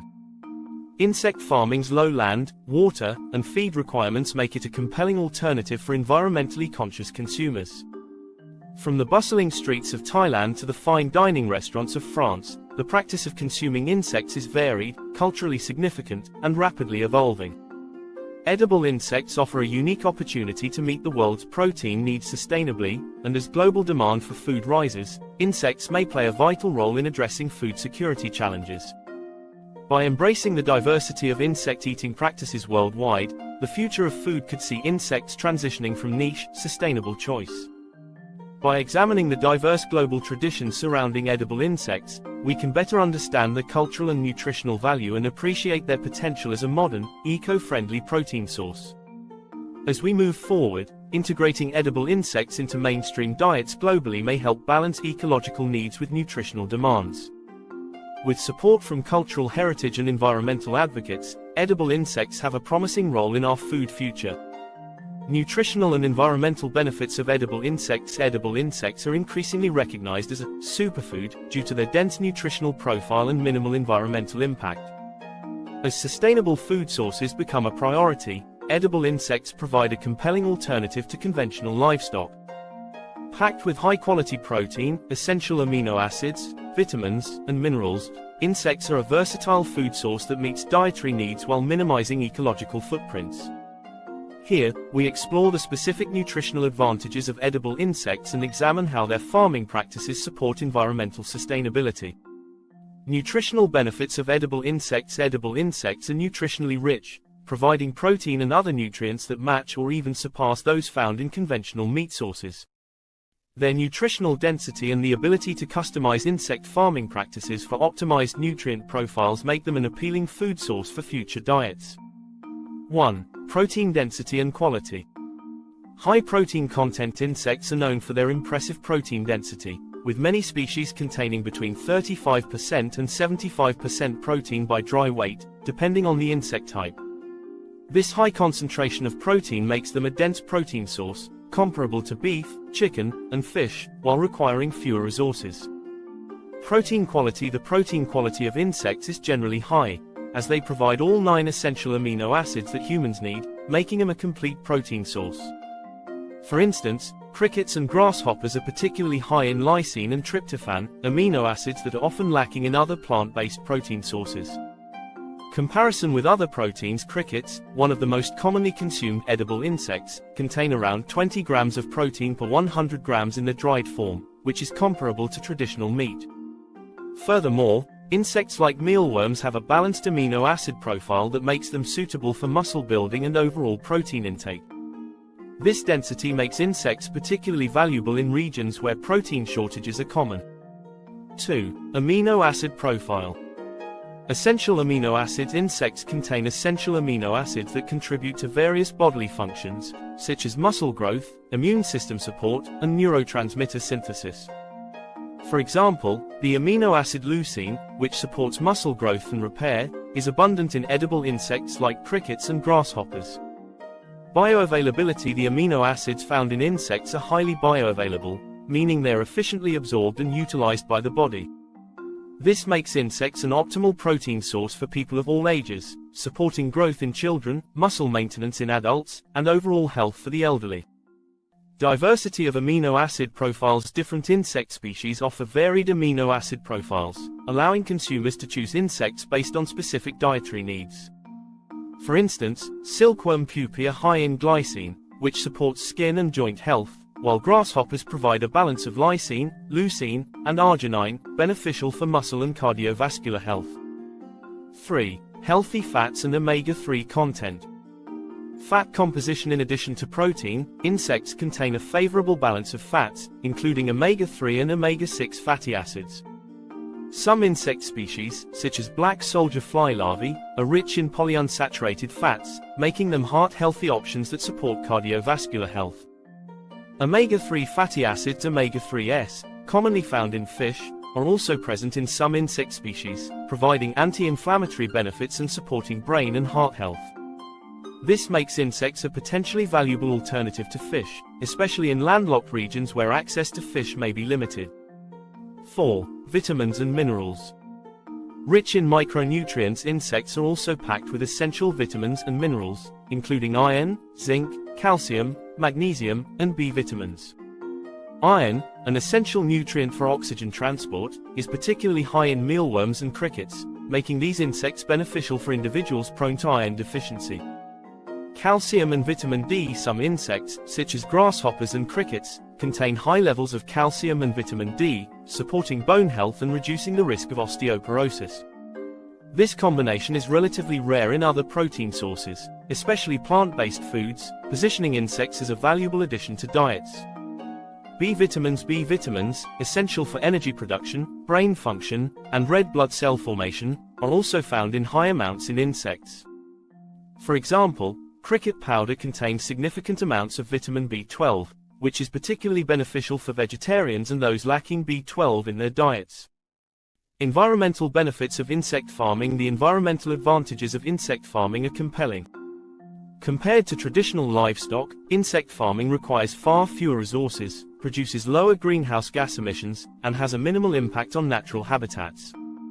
Let's explore the ecological benefits that make insect farming a sustainable choice for future food systems. 1. Low greenhouse gas emissions. Minimal methane and CO production. In contrast to ruminant animals like cows, which release large amounts of methane, insects produce negligible greenhouse gases. Studies have shown that insect farming generates less than 1% of the methane produced by cattle and emits far fewer greenhouse gases than pork or poultry farming. Carbon footprint of insect farming. Insects have a small carbon footprint compared to other livestock, making them an eco-friendly protein source. Producing 1 kilogram of edible insect protein generates a fraction of the emissions required for beef, pork, or chicken production. This reduction in greenhouse gases makes insect farming a powerful tool in the fight against climate change. 2. Efficient land use and habitat preservation. Minimal land requirements. Insects require significantly less land than conventional livestock. While cattle need vast areas for grazing, insects can be farmed in small, vertical spaces, making them ideal for urban environments. For example, a cricket farm requires only a fraction of the space needed for cattle ranching. Reduced deforestation. Livestock farming is a leading cause of deforestation, especially in regions where forests are cleared to create pastures or grow feed crops. Insect farming reduces the need for such extensive land use, preserving forests and natural habitats, which are critical for biodiversity and carbon sequestration. Urban farming potential. Due to their small space requirements, insects can be farmed in urban areas, helping to bring food production closer to consumers and reducing transportation emissions. In cities, insects can be farmed in compact vertical systems, using spaces that would otherwise be unavailable for food production. 3. Low water consumption. Water efficiency of insect farming. Insect farming is far less water intensive than conventional livestock farming. Producing 1 kilogram of beef requires approximately 15,000 liters of water, whereas producing the same amount of cricket protein requires only around 1 liter of water. This substantial difference is especially beneficial in regions facing water scarcity. Water pollution reduction. Traditional livestock farming often contributes to water pollution through runoff containing manure, antibiotics, and pesticides. In contrast, insect farming produces minimal waste, reducing the risk of water contamination and protecting freshwater ecosystems. 4. Feed efficiency and waste reduction. High feed conversion ratios. Insects are highly efficient at converting feed into body mass, making them one of the most feed-efficient protein sources. For example, crickets require only 1.7 kilograms of feed to produce 1 kilogram of body mass, while cattle require approximately 8 kilograms of feed for the same output. This efficiency reduces the need for feed crops, which often contribute to deforestation and agricultural emissions. Sustainable feed sources. Insect farms can often use organic waste, such as food scraps, as feed, which reduces waste and promotes circular economy practices. Black soldier flies, for instance, can feed on food waste, converting it into high-protein larvae, which can then be harvested as feed or processed into protein products for humans. 5. Potential for organic fertilizer.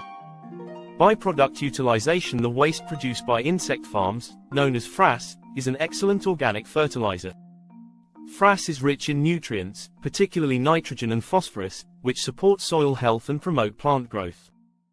By using frass as a natural fertilizer, insect farming can enhance soil productivity and reduce reliance on chemical fertilizers. Supporting sustainable agriculture. By turning insect waste into organic fertilizer, insect farming contributes to sustainable agricultural practices. This approach reduces dependency on synthetic fertilizers and promotes healthier soil ecosystems, which are vital for crop production and biodiversity. Edible insects offer a unique blend of nutritional richness and environmental sustainability. Their high protein content, complete amino acid profiles, and concentration of vitamins and minerals make them a valuable addition to the human diet. Moreover, the minimal environmental impact of insect farming, with its low greenhouse gas emissions, efficient land and water use, and feed conversion rates, positions insects as a sustainable protein source for a growing population. As demand for sustainable foods rises, edible insects present a powerful solution to feed the world while protecting the planet. By embracing insect-based diets and supporting insect farming, we can address both dietary and environmental challenges, paving the way for a sustainable food future that is as nourishing as it is eco-friendly. Market growth and consumer acceptance of edible insects. The edible insect industry has grown significantly in recent years, driven by rising interest in sustainable and alternative proteins. While eating insects is common in many parts of the world, it remains relatively new in Western markets, where consumer attitudes, perceptions, and cultural barriers impact acceptance. By examining consumer surveys, analyzing trends, and understanding adoption challenges, we gain insights into the factors influencing the growth of the edible insect market and the obstacles it must overcome to achieve mainstream acceptance. Global market growth of edible insects. The edible insect market has shown impressive growth, and forecasts predict it will expand further as consumers increasingly prioritize sustainable food sources. Several factors, including environmental awareness, health benefits, and interest in novel foods, have fueled this growth. 1. Market size and growth rates. Current market value. In 2022, the global edible insect market was valued at approximately $1.5 billion and is expected to reach $8 billion by 2030, growing at a compound annual growth rate, CAGR, of over 25% from 2023 to 2030. This growth is driven primarily by the demand for alternative protein sources, particularly in Europe, North America, and the Asia-Pacific region. Regional market insights. The Asia-Pacific region remains the largest consumer of edible insects, accounting for more than half of the global market.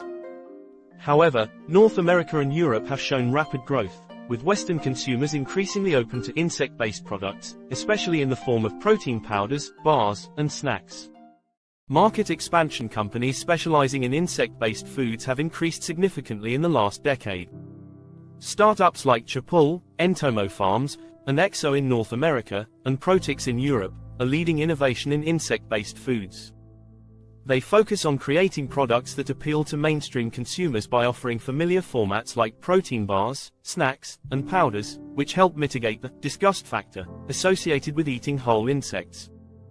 2. Product innovation and consumer appeal. Product development. To cater to consumer preferences, companies are developing products that incorporate insect protein in forms that are easy to integrate into daily diets. Cricket powder, for example, is used as an ingredient in protein bars, shakes, and baked goods, making it accessible to consumers unfamiliar with insect-based foods. By using powdered or processed insect protein, companies can provide the nutritional benefits of insects without the visual aspects that may deter consumers. Diversity of applications. Edible insects are also finding a place in animal feed, pet food, and even fertilizer. As the market for edible insects grows, companies are expanding their applications, allowing for increased scalability and improved production efficiency. By establishing a range of insect-based products, the industry is creating pathways for edible insects to become more widely accepted as a food source. Consumer acceptance and attitudes toward edible insects. Consumer acceptance of edible insects varies widely across regions, driven by factors like cultural familiarity, environmental awareness, and attitudes toward food safety. While studies show a growing openness to trying insect-based foods, barriers such as the yuck factor and lack of familiarity remain. 1. Consumer surveys and willingness to try insect-based foods. Openness to trying insects. A survey conducted by the European Consumer Organization found that approximately 30% of consumers in Europe were willing to try edible insects, with younger generations, aged 18-35, showing the highest interest. In North America, similar surveys indicate that around 25% of consumers would be open to trying insect-based foods, especially if they are presented in processed forms like powders or protein bars. Health and environmental motivations. Environmental sustainability and health benefits are significant motivators for those willing to try edible insects. A study published in the journal Food Quality and Preference found that 68% of respondents who expressed interest in edible insects were motivated by environmental reasons, while 54% cited health benefits. This trend highlights how sustainability concerns can drive consumer acceptance, particularly among eco-conscious demographics. 2. The yuck factor and cultural barriers. Psychological barriers. The primary obstacle to consumer acceptance in Western markets is the yuck factor, a psychological aversion to eating insects that stems from cultural norms and perceptions of insects as pests. This response can create strong negative reactions, which make consumers less willing to try insect-based foods. Familiarization through processed products. To overcome the yuck factor, companies have found success by introducing insect protein in forms that do not resemble insects, such as powders, flours, and bars. This approach allows consumers to experience the benefits of insect protein without the visual reminder that they're eating insects, making the concept more palatable. Educational campaigns. Public education and awareness campaigns are essential for changing consumer attitudes. By highlighting the environmental and health benefits of edible insects, companies and advocates aim to normalize the practice and reduce stigma. Research suggests that the more consumers know about the benefits of insect-based foods, the more likely they are to try them, even if initial reactions are hesitant. Barriers to mainstream adoption of edible insects. Despite the benefits, several challenges continue to hinder the widespread acceptance of edible insects in mainstream markets. These barriers include food safety concerns, lack of regulatory frameworks, and limited distribution networks. 1. Food safety and regulatory challenges. Lack of uniform regulations. Regulatory frameworks for edible insects vary by country, and in some regions, they are still underdeveloped.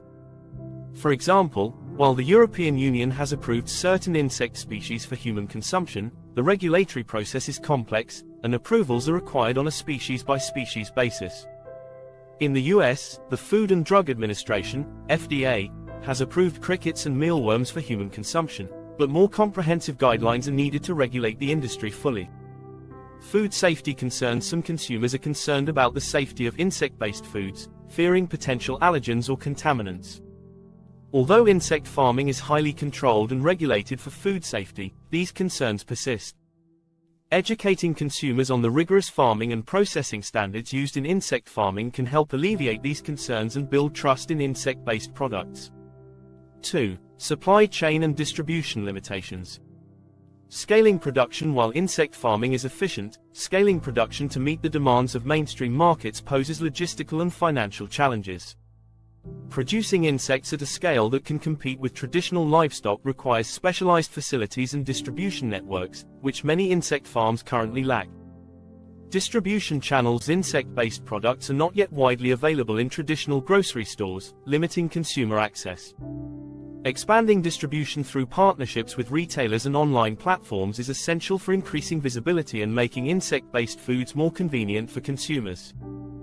3. Pricing and market competitiveness. Cost of production. Insect farming, while resource efficient, is still relatively new, and production costs can be high, especially for companies that focus on quality control and sustainable practices. These higher production costs translate into premium pricing, which can deter consumers, particularly those looking for affordable protein options. Achieving price parity. For insect-based foods to become mainstream, they must achieve price parity with conventional protein sources like chicken or beef. As the industry scales, economies of scale are expected to reduce costs, making insect-based foods more accessible. Some companies are also exploring the use of food waste as feed for insects, which can further reduce production costs and promote a circular economy model. Strategies to increase consumer acceptance and market growth. To address these barriers and drive market growth, companies and advocates are employing several strategies designed to increase consumer awareness, improve accessibility, and normalize insect-based foods. 1. Branding and marketing approaches. Emphasizing sustainability. Brands often market insect-based products by emphasizing their environmental benefits, targeting eco-conscious consumers who prioritize sustainability. Highlighting the resource efficiency and low carbon footprint of insect farming helps position insect-based foods as a viable alternative to traditional meat. Health-focused messaging. In addition to sustainability, brands emphasize the health benefits of insect protein, such as its high-quality amino acid profile and nutrient density. This health-focused approach appeals to fitness enthusiasts, athletes, and those interested in natural, nutrient-rich foods. 2. Educational campaigns and public tastings. Public awareness events, food tastings, culinary events, and educational campaigns play a significant role in introducing edible insects to consumers. Public events allow people to sample insect-based foods in a social setting, which can help normalize the concept and reduce initial aversions.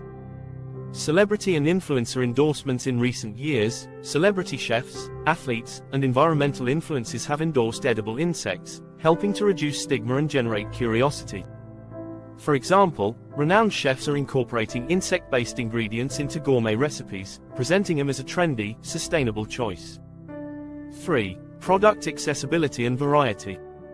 Expanding product lines offering a range of products, from protein powders to snack bars, allows consumers to incorporate insect protein into their diets in various ways.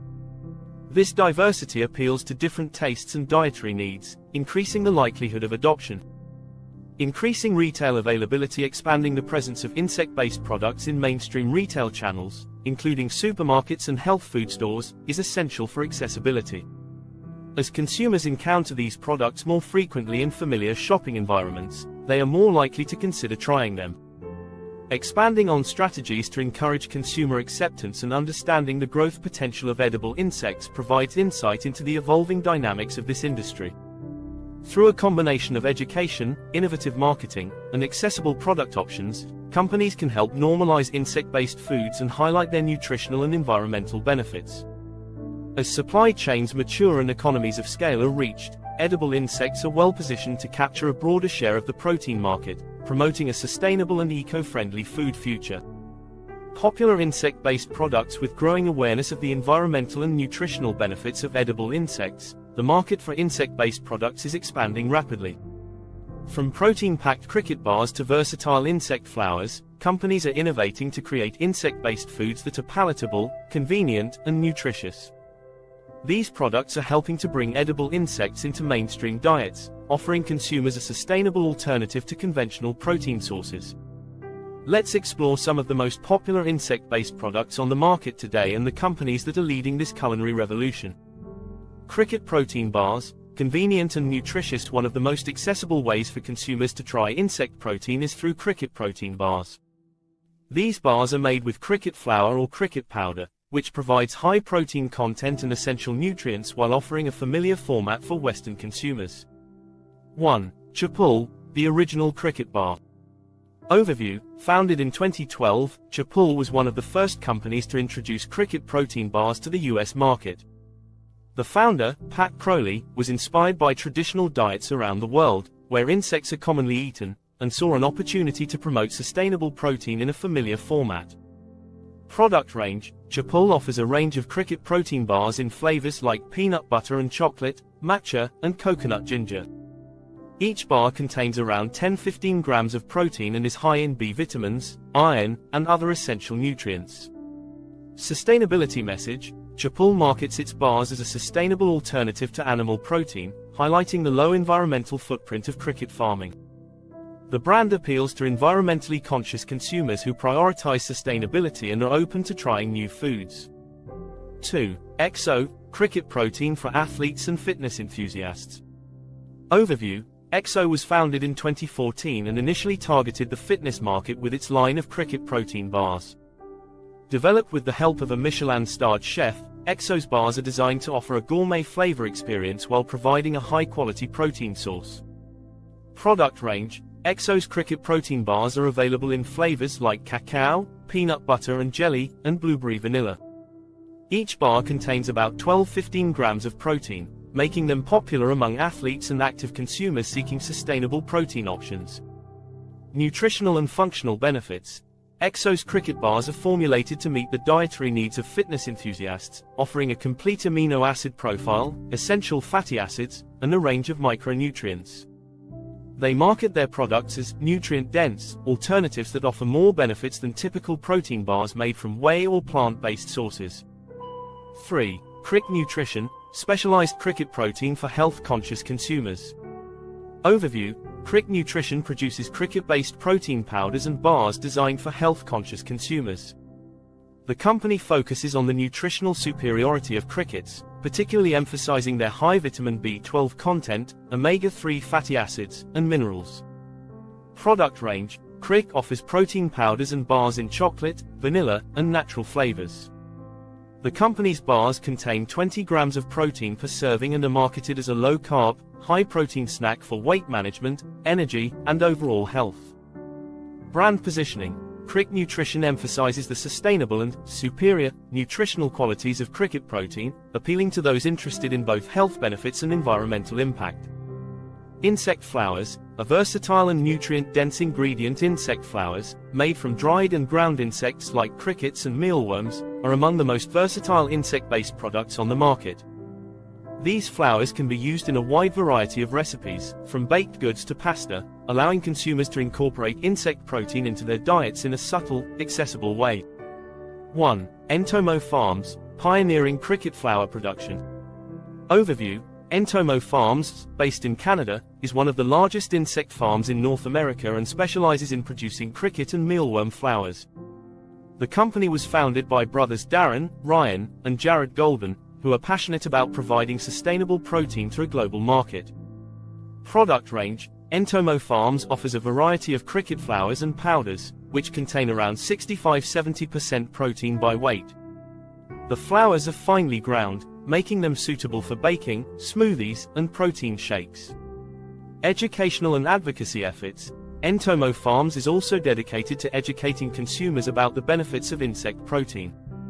They provide recipes and educational resources on their website to help consumers incorporate cricket flour into everyday meals. 2. Aspire Food Group, high-quality insect flour for multiple uses.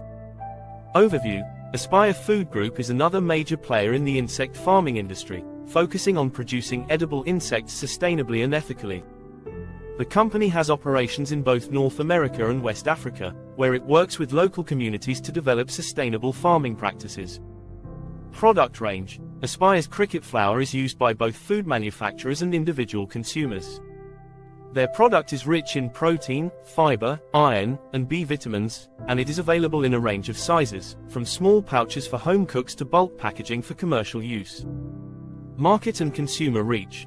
Aspire Food Group partners with food brands to incorporate cricket flour into products like pasta, snacks, and pet food, expanding the accessibility of insect protein across multiple markets. 3. Bugsalutely, cricket pasta and flour for culinary innovation. Overview. Bugsalutely, an international company based in Thailand, is known for its unique cricket pasta and flour products. Bugsalutely's cricket pasta combines cricket flour with traditional ingredients to create a high-protein, nutrient-dense pasta. Product range. The company's cricket pasta has 20% cricket flour content, giving it a distinctive taste and a high protein content of around 15 grams per serving. The pasta is marketed as a healthier, high-protein alternative to traditional pasta, appealing to consumers looking for innovative, sustainable foods. Expanding consumer options. Bugsalutely is focused on expanding edible insects culinary applications, positioning its products as both gourmet and sustainable options. By offering pasta, Bugsalutely targets consumers who may be new to insect protein but are open to trying it in familiar formats. Other popular insect-based products and companies beyond protein bars and flours. Insect-based products are finding new forms as companies continue to innovate and expand. These products include insect-based chips, snack mixes, and even beverages, offering consumers a variety of ways to incorporate insect protein into their diets. 1. Jimini's, insect snacks and chips for on-the-go nutrition. Overview. Based in France, Jimini specializes in insect-based snacks, including chips, roasted crickets, and granola bars. The company's products are aimed at health-conscious consumers who want a convenient, protein-rich snack option. Product range. Jimini's insect-based snacks include roasted crickets seasoned with flavors like barbecue and sesame and cumin, as well as insect-infused protein bars and chips. Each snack is packed with protein and fiber, making it a nutritious and environmentally friendly option for snacking. Expanding consumer awareness. Jimini's focuses on educating European consumers about the benefits of edible insects through packaging that highlights sustainability and health benefits. The company's products are available in health food stores and online, making them accessible to a wide audience. 2. Protofarm, insect ingredients for a range of food products. Overview. Protofarm, based in the Netherlands, is a leading insect farm producing high-quality ingredients from buffalo beetles, which are rich in protein, vitamins, and minerals. The company targets the food industry, supplying insect-based ingredients for snacks, protein powders, and more. Product range: ProtoFarm's main products include buffalo beetle powder and meal, which are used by food manufacturers to create protein bars, shakes, and baked goods. Their ingredients are designed to integrate seamlessly into processed foods, appealing to consumers interested in health and sustainability. Focus on functional ingredients: ProtoFarm promotes its insect-based ingredients as functional due to their rich nutrient profile, targeting the health food and functional foods markets. By positioning their products as versatile ingredients, ProtoFarm encourages food companies to incorporate insect protein into a wide variety of products. 3. Cricket energy bars and smoothies, emerging market trends. Consumer demand for functional foods. Protein-packed energy bars and smoothies featuring cricket protein have gained traction among health-conscious consumers looking for sustainable protein sources. Companies are increasingly developing cricket-based energy bars and smoothie mixes, meeting the demand for on-the-go functional foods. Convenient, high-protein options. These bars and mixes offer consumers a convenient way to incorporate insect protein into their diets, targeting busy professionals, athletes, and fitness enthusiasts. As consumer awareness grows, cricket energy bars and smoothie powders are expected to become more mainstream, expanding their reach in health and wellness markets. As more consumers seek sustainable, high-protein foods, the market for insect-based products is likely to grow significantly. By offering a variety of formats, from cricket bars to insect flowers and beyond, companies are making insect protein accessible to a broader audience. These innovations, coupled with effective branding and a focus on health and sustainability of insect-based foods, looks promising. With growing environmental awareness and a demand for healthy, sustainable proteins, products like cricket bars, insect flowers, and insect-based snacks are entering the mainstream and gaining consumer interest. Companies like Chapul, Exo, Entomo Farms, Aspire Food Group, Bugsalutely, and Jimini's are leading the way by offering a diverse range of insect-based options that make edible insects more accessible. As innovation continues, we can expect an even broader array of products that cater to varied tastes, dietary preferences, and nutritional needs. The future of insect-based foods looks bright, poised to play a significant role in global food sustainability. Algae and seaweed as future foods. Algae and seaweed are increasingly recognized as essential food sources for a sustainable future. With their impressive nutrient profiles and minimal environmental impact, they represent a viable alternative protein source that could help address food security challenges. Algae and seaweed not only provide high-quality protein, essential fatty acids, vitamins, and minerals, but they also play an essential role in preserving marine ecosystems and reducing greenhouse gas emissions. This section explores the nutritional benefits of algae and seaweed, along with the unique advantages as environmentally friendly food sources. Nutritional profile of algae and seaweed. Both algae and seaweed offer robust nutritional profiles, making them valuable additions to diets around the world. Algae refers to a broad group of photosynthetic organisms, including microalgae, such as spirulina and chlorella, and macroalgae, seaweed. Seaweed, or marine macroalgae, comes in many varieties, including nori, kelp, dulse, and wakame, each with distinct nutritional benefits. 1. Protein content and amino acids. High protein density. Algae, particularly certain microalgae like spirulina and chlorella, are rich in protein. Spirulina, for example, is composed of up to 60–70% protein by dry weight, which is higher than most conventional protein sources, including meat and soy. This protein content makes algae an efficient source of amino acids, especially valuable in plant-based diets. Complete protein source. Algae provides a complete amino acid profile, containing all 9 essential amino acids required for human health. Chlorella and spirulina, in particular. 2. Healthy fats, including omega-3 fatty acids. Omega-3 and omega-6 fatty acids. Algae are one of the few plant-based sources of omega-3 fatty acids, particularly DHA, docosahexaenoic acid, and EPA, eicosapentaenoic acid.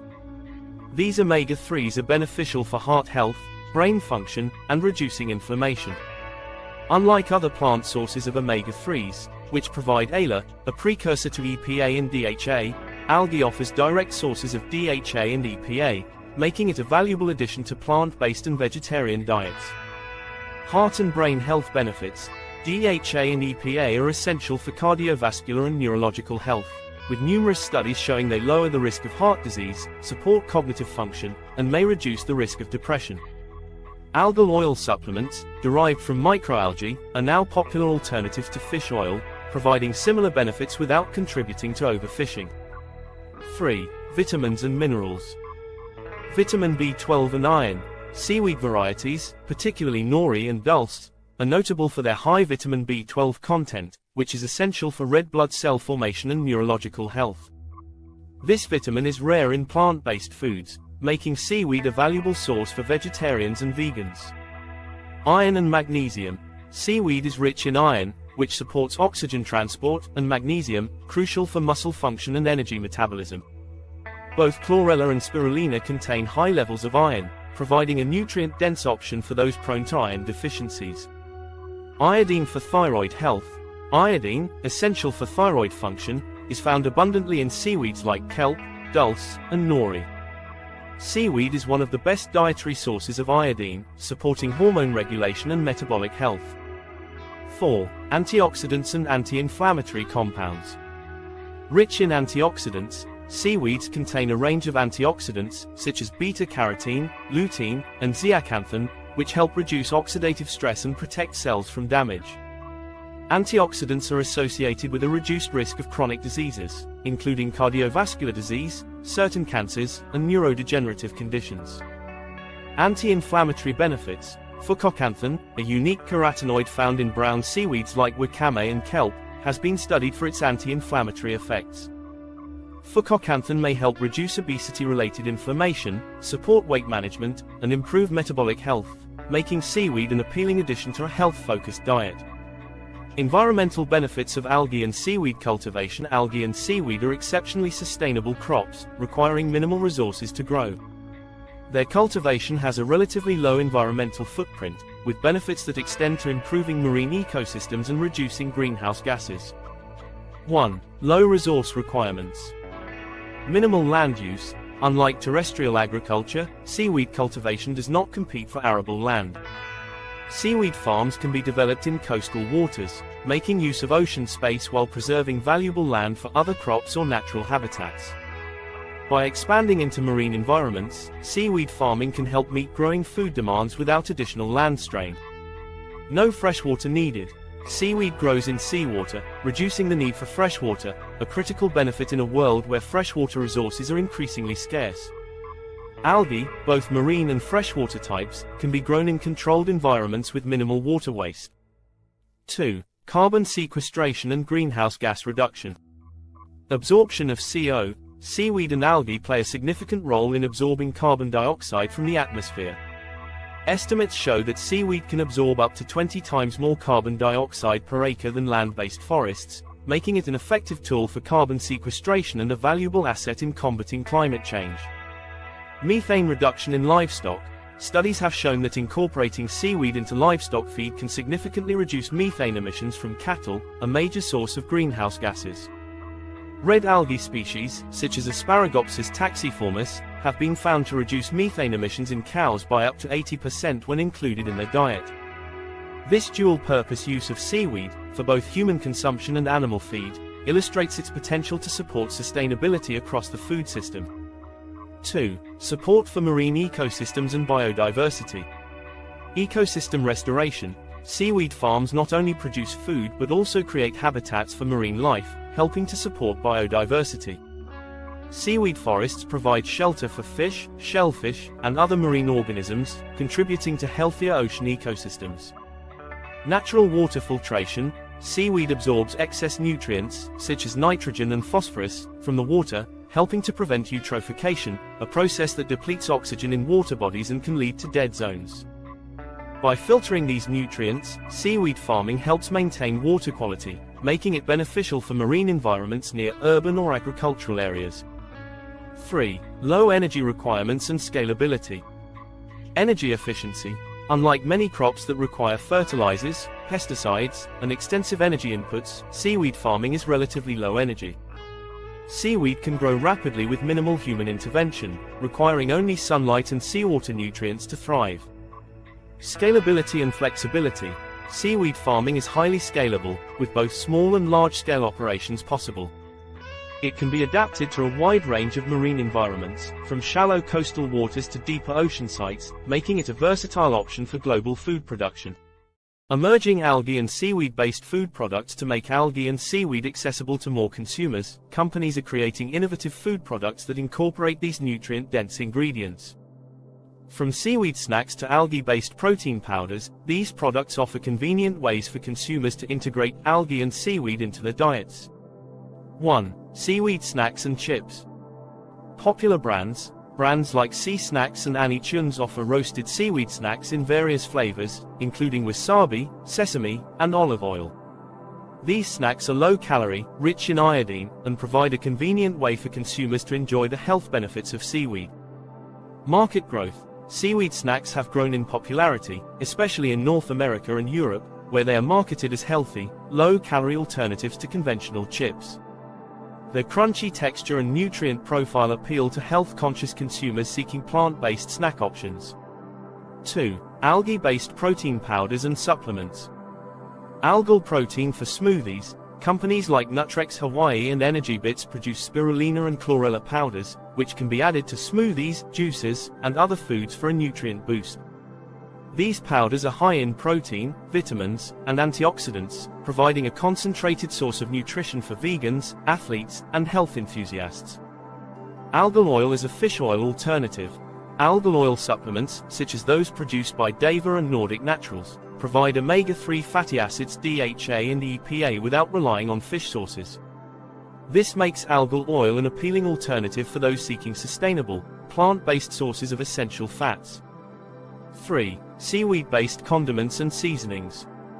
Flavored seaweed seasonings. Continuing with seaweed-based condiments and seasonings and concluding the section. 4. Seaweed-based condiments and seasonings. Flavored seaweed seasonings. Seaweed is increasingly available in seasoning blends, providing a natural, nutrient-rich alternative to traditional salt. Brands like Mara Seaweed and Ocean's Halo offer seaweed seasonings that add umami flavor to foods. These seasonings, which often include varieties like dulse, nori, and kelp, are rich in minerals such as iodine, potassium, and magnesium. Seaweed-infused soy sauces and salad dressings. Some companies have also begun incorporating seaweed into sauces and dressings, adding both flavor and nutritional benefits. Blue Evolution produces seaweed-infused pasta and sauces that are fortified with the minerals and antioxidants found in seaweed. By offering seaweed in familiar condiment formats, companies make it easy for consumers to add seaweed's health benefits to daily meals. 5. Algae-based meat and dairy alternatives. Algal protein in meat substitutes. Algae protein is also gaining traction as an ingredient in plant-based meat alternatives, where it is valued for its protein density and nutrient content. Companies like Sophie's Kitchen incorporate algae into seafood alternatives, such as vegan shrimp and crab cakes, providing a seafood flavor without overfishing or environmental degradation. Algae in dairy-free milks and yogurts. Algae-based products are also used in non-dairy alternatives, where they add creaminess and nutrients without relying on animal sources. Renewal Mill and Algama Foods create algae-based milks and yogurts that are rich in protein, omega-3s, and essential minerals, catering to vegan consumers looking for sustainable dairy alternatives. As highly nutritious and environmentally sustainable food sources, algae and seaweed have significant potential to shape the future of diets worldwide. Their rich nutrient profiles, high in protein, essential fatty acids, vitamins, and antioxidants, support a variety of health needs, while their low environmental footprint makes them ideal for sustainable food production. Companies are increasingly creating accessible and diverse algae and seaweed-based products, from snacks and seasonings to protein powders and meat alternatives, providing consumers with multiple ways to incorporate these nutrient-dense foods into their daily lives. As demand for sustainable, nutrient-rich food sources continues to rise, algae and seaweed are poised to become essential components of the global food system. By integrating these foods into mainstream diets, we can move toward a more resilient and eco-friendly food landscape, benefiting both human health and the environment. Fungi-based proteins and mycoprotein fungi-based proteins, especially mycoprotein, are emerging as sustainable and nutritious food alternatives that offer an eco-friendly protein source beyond traditional animal and plant proteins. Mycoprotein, a protein-rich food derived from fungi, is gaining popularity in the plant-based food industry due to its health benefits, high protein content, and low environmental footprint. Mycoprotein is produced through fermentation, making it highly sustainable while delivering a nutrient-dense food that can satisfy the texture and taste needs of meat alternatives. This section explores the health benefits of mycoprotein, its sustainable production, and how brands like Quorn are leading the way in bringing fungi-based proteins to mainstream markets. What is mycoprotein? Mycoprotein is derived from the fungus Fusarium venenatum, which is grown through a fermentation process. The process is similar to brewing, where fungi are cultivated in large fermenters. During fermentation, the fungi feed on glucose and other nutrients, rapidly growing into a dense, protein-rich biomass. This biomass is then harvested, heat-treated, and formed into products that can mimic meat in taste and texture, making it a versatile ingredient in plant-based foods. 1. Nutrient profile. High in protein and fiber, mycoprotein is an excellent source of protein, containing all 9 essential amino acids, which makes it a complete protein. This high protein content is comparable to animal proteins, such as chicken and beef, and it has a fiber content that is uncommon in other protein sources, helping with digestive health and satiety. Low in fat and cholesterol-free, mycoprotein is naturally low in fat, especially saturated fat, and contains no cholesterol. This makes it a heart-healthy choice, as excessive saturated fat and cholesterol are often associated with cardiovascular diseases. Rich in micronutrients, mycoprotein also contains essential micronutrients, such as iron, zinc, and B vitamins, which support various bodily functions, including immune health, red blood cell production, and energy metabolism. 2. Functional properties. Meat-like texture. One of the distinctive features of mycoprotein is its naturally fibrous texture, which closely resembles that of meat. This texture makes it an ideal ingredient for creating meat substitutes, as it can mimic the chewiness and mouthfeel of meat products, appealing to consumers who prefer meat-like plant-based foods. Versatile culinary applications. Due to its neutral flavor and adaptable texture, mycoprotein can be used in a variety of dishes. It can be seasoned, shaped, and cooked in ways similar to meat, making it suitable for products like burgers, sausages, and nuggets. Health benefits of mycoprotein. Mycoprotein's nutritional profile provides a range of health benefits, making it an appealing option for health-conscious consumers. 1. Supports muscle growth and maintenance. High-quality protein. The complete amino acid profile of mycoprotein makes it a suitable protein source for muscle growth and maintenance. It contains adequate levels of leucine, an amino acid known to stimulate muscle protein synthesis, which is essential for muscle repair and growth. Comparable to animal protein, studies have shown that mycoprotein's protein quality is similar to that of animal protein, making it an effective replacement for those seeking non-animal protein sources without compromising on muscle building benefits. 2. Blood sugar regulation. Low glycemic index. Mycoprotein has a low glycemic index, which means it does not cause rapid spikes in blood sugar levels. This property makes it a suitable choice for people with diabetes or those looking to maintain steady energy levels throughout the day. Fiber content for satiety. The high fiber content in mycoprotein can help slow down digestion, providing a sustained release of energy and promoting feelings of fullness. This helps with appetite control and can support weight management efforts. 3. Cholesterol and heart health. Cholesterol-free and low saturated fat.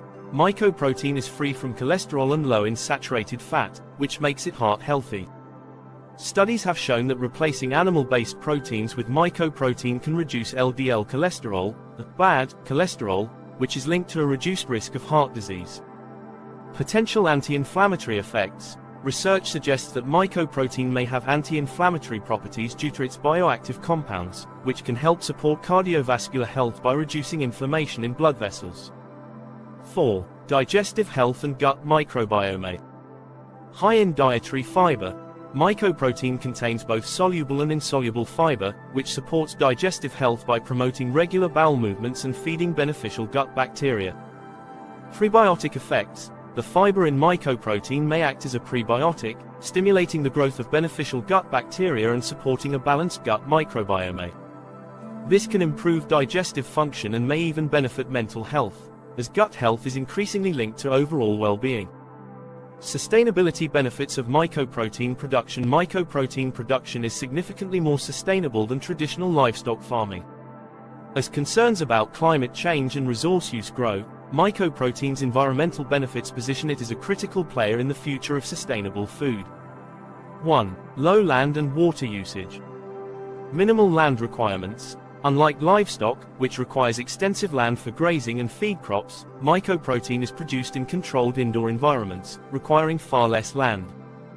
Estimates suggest that mycoprotein production uses up to 90% less land than beef production, making it a more efficient use of land resources. Efficient water use. Mycoprotein production also uses significantly less water than livestock farming. Producing 1 kilogram of mycoprotein requires a fraction of the water needed for 1 kilogram of beef, which is crucial in regions facing water scarcity. 2. Reduced greenhouse gas emissions. Lower emissions compared to meat production. Traditional meat production, particularly beef and lamb, is associated with high greenhouse gas emissions due to methane from livestock and CO from feed production. Mycoprotein production generates significantly lower emissions, making it a more environmentally friendly option. Circular production model. Some mycoprotein production facilities are integrating circular practices, such as using byproducts from other industries as feed for the fungi, reducing waste and enhancing resource efficiency. 3. Scalability and reduced food waste. Efficient and scalable production. Mycoprotein can be produced rapidly in large quantities, allowing for scalability that meets growing protein demands without the environmental toll of livestock farming. The controlled conditions of fermentation also minimize the risk of spoilage, reducing food waste. Long shelf life. Mycoprotein-based products generally have a longer shelf life than raw meat, which can reduce food waste in both retail and household settings. Corn. A pioneer in mycoprotein-based foods. Corn is the leading brand in mycoprotein-based foods, having popularized mycoprotein since its launch in the 1980s. The brand offers a wide range of meat alternatives, from mince to chicken-style pieces, all made with mycoprotein. Corn products are now available in over 20 countries, helping to mainstream mycoprotein as a sustainable and nutritious food source. 1. Product range and innovation. Variety of meat alternatives. Corn's product lineup includes everything from ground meat alternatives to chicken-style nuggets, sausages, and even ready meals. This wide range allows consumers to incorporate mycoprotein into various dishes, from pasta to stir-fries. Focus on flavor and texture. Corn's product development team has invested heavily in ensuring that mycoprotein products deliver a satisfying taste and texture. By seasoning and shaping mycoprotein, Corn's offerings closely mimic traditional meat, making them appealing to consumers looking to reduce meat consumption without sacrificing flavor. 2. Health and nutrition emphasis. Low calorie and high protein. Many corn products are marketed as low-calorie, high-protein options, appealing to consumers focused on weight management or building muscle. For example, a typical serving of Corn's chicken-style pieces contains around 15 grams of protein but only 90 calories, making it an attractive choice for health-conscious individuals. Education and transparency. Corn emphasizes nutritional transparency, providing clear labeling and educational materials that help consumers understand the benefits of mycoprotein. This approach has built consumer trust and contributed to the brand's growth in health-conscious markets. 3. Sustainability initiatives. Carbon footprint labeling. Corn is one of the first brands to include carbon footprint labeling on its packaging, helping consumers make informed choices about the environmental impact of their food. By showing the carbon dioxide emissions associated with each product, Corn educates consumers and promotes mycoprotein as a low-carbon alternative. Commitment to reducing environmental impact. Corn's production facilities are designed to minimize environmental impact, from energy-efficient fermentation processes to waste reduction practices. Corn's efforts to promote sustainability resonate with eco-conscious consumers and position the brand as a leader in its commitment to reducing the environmental footprint of its mycoprotein-based foods. Mycoprotein as a protein source for the future. Mycoprotein offers a nutritious, sustainable, and versatile alternative to conventional animal proteins, with benefits that support both human health and environmental sustainability. The success of brands like Quorn demonstrates mycoprotein's potential to become a staple in diets worldwide, meeting the demand for protein in a way that minimizes resource use and environmental impact. As the popularity of mycoprotein-based foods grows, we can expect continued innovation in products, flavors, and textures, making fungi-based proteins an essential component of a sustainable food future. New and experimental food sources. As the global demand for sustainable, personalized, and nutritious food sources continues to grow, scientists and companies are exploring novel approaches to meet these needs. New technologies, including bioengineered foods, personalized nutrition, and lab-grown dairy, offer promising solutions that go beyond traditional sources. These approaches leverage advancements in biotechnology and data science, allowing for innovative and sustainable ways to produce food that aligns with modern health and environmental goals. Bioengineered foods, redefining food production with precision. Bioengineering, or genetic engineering in food, uses scientific methods to modify plants, animals, and microorganisms to enhance nutritional value, resilience, and sustainability. This approach is transforming the agricultural landscape, making it possible to produce foods that are better suited to environmental and health challenges. 1. Genetically modified organisms, GMOs, and beyond. Enhanced nutritional profiles. Early bioengineered foods, including genetically modified organisms, GMOs, have paved the way for foods with improved nutritional properties. For instance, golden rice, engineered to produce beta-carotene, is a notable example of a bioengineered food designed to address vitamin A deficiencies in developing regions. Improving crop resilience. With genetic engineering, scientists can make crops more resilient to pests, extreme weather, and diseases. For example, Bt corn and Bt cotton contain genes from bacteria that make them resistant to certain pests, reducing the need for chemical pesticides and supporting sustainable agriculture. 2. CRISPR and gene editing. Precision in modification. While traditional GMOs involve inserting foreign genes into a crop's DNA, new techniques like CRISPR enable precise gene editing without introducing external DNA. CRISPR can edit a plant's genome to improve traits like yield, taste, and disease resistance, potentially reducing the environmental impact of farming. Consumer acceptance and regulatory landscape. CRISPR has the potential to overcome some of the controversy surrounding GMOs, as it can create gene-edited crops that appear identical to their natural counterparts. However, regulatory frameworks for CRISPR-edited foods are still evolving globally, affecting its acceptance and adoption. 3. Future of bioengineered foods. Protein-rich crops and edible vaccines. Researchers are exploring crops with higher protein content as an alternative to animal-based protein sources. In addition, bioengineering may lead to edible vaccines in the form of bioengineered fruits and vegetables that contain antigens, offering an innovative way to improve public health in areas with limited healthcare access. Environmental benefits. Bioengineered foods can reduce the need for agricultural inputs such as water and pesticides. By optimizing plants for climate resilience, bioengineering supports sustainable farming practices and can help ensure food security as environmental conditions change. Personalized nutrition. Tailoring diets to individual needs. Personalized nutrition, or precision nutrition, uses genetic, lifestyle, and health data to tailor dietary recommendations to individuals, optimizing food choices based on specific biological needs. This approach leverages advancements in genomics and wearable technology to customize diets, offering a highly individualized approach to nutrition. 1. DNA and gut microbiome analysis. Genetic insights into nutrition. Personalized nutrition companies, such as Nutrigenomics and 23andMe, analyze DNA to understand how an individual metabolizes certain nutrients and predispositions to food sensitivities. For example, genetic variants can influence how efficiently a person metabolizes caffeine, lactose, and gluten, allowing for a diet that caters to unique metabolic needs. Gut microbiome and digestive health. The gut microbiome, the trillions of bacteria residing in the digestive system, plays a significant role in nutrient absorption and overall health. Companies like Viome analyze gut microbiota to recommend foods that promote a balanced microbiome, optimizing digestion and reducing inflammation. This level of dietary customization can lead to improved energy, immunity, and even mental health. 2. Wearable technology and real-time feedback. Continuous glucose monitoring, CGM, devices like Levels Health and NutriSense provide real-time insights into how foods impact blood sugar, helping users make food choices that stabilize blood glucose levels.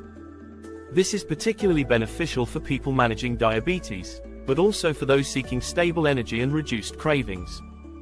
Wearable nutritional trackers. Advanced wearable devices monitor metrics like hydration, fat oxidation, and vitamin levels, offering a comprehensive view of nutritional status.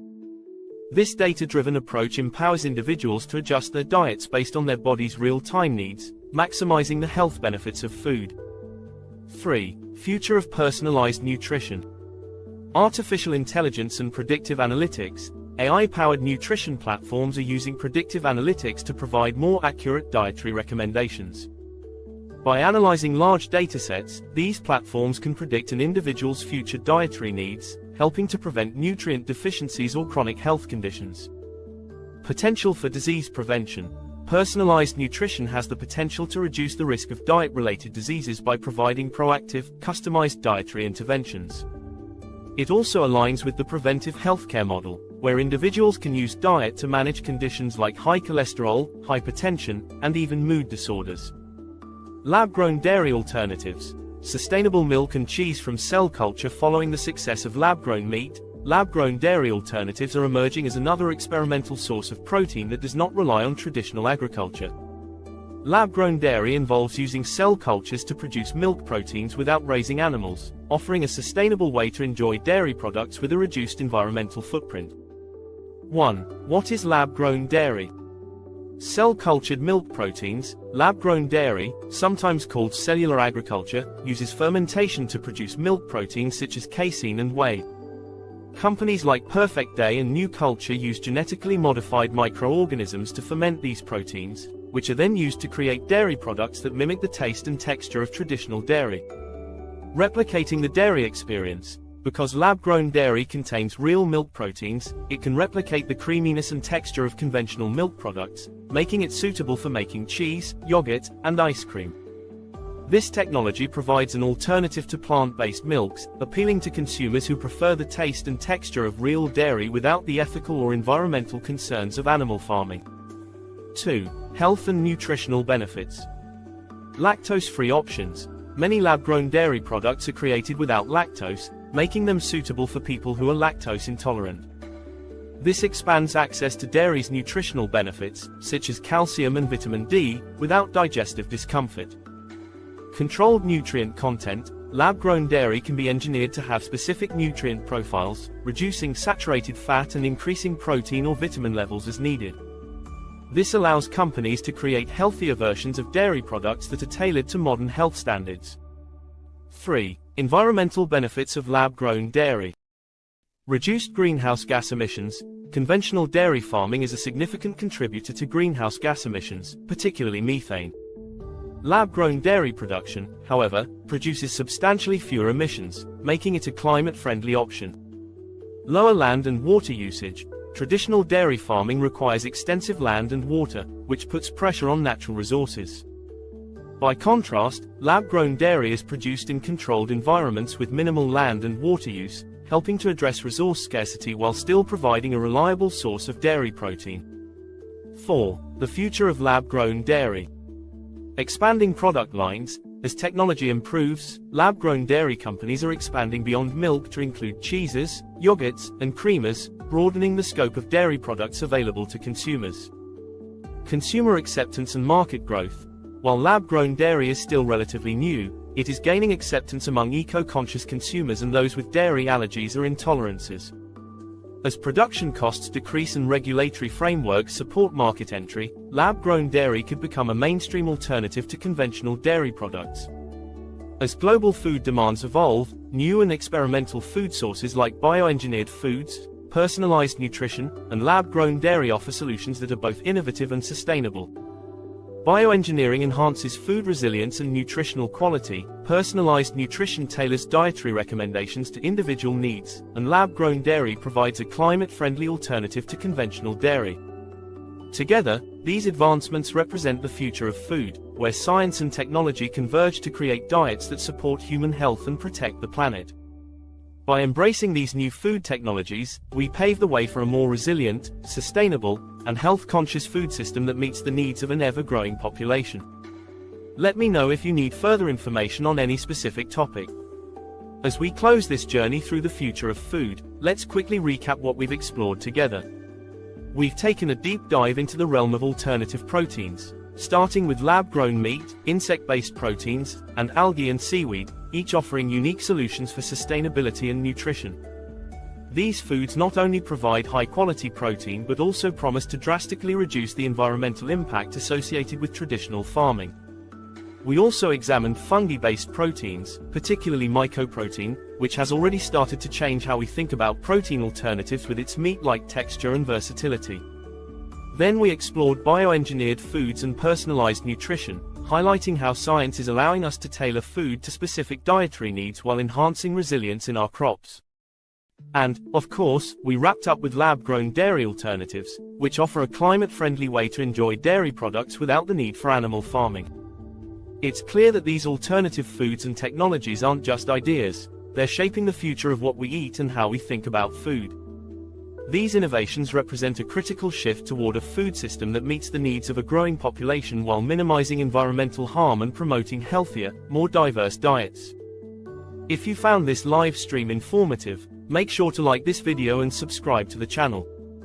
Your support helps us continue creating content on emerging trends and innovations. Also, don't forget to share this video with friends, family, and anyone curious about the future of food. Your engagement not only helps spread awareness but also allows more people to join these conversations, fueling a collective interest in sustainable food practices. We're just scratching the surface with these topics.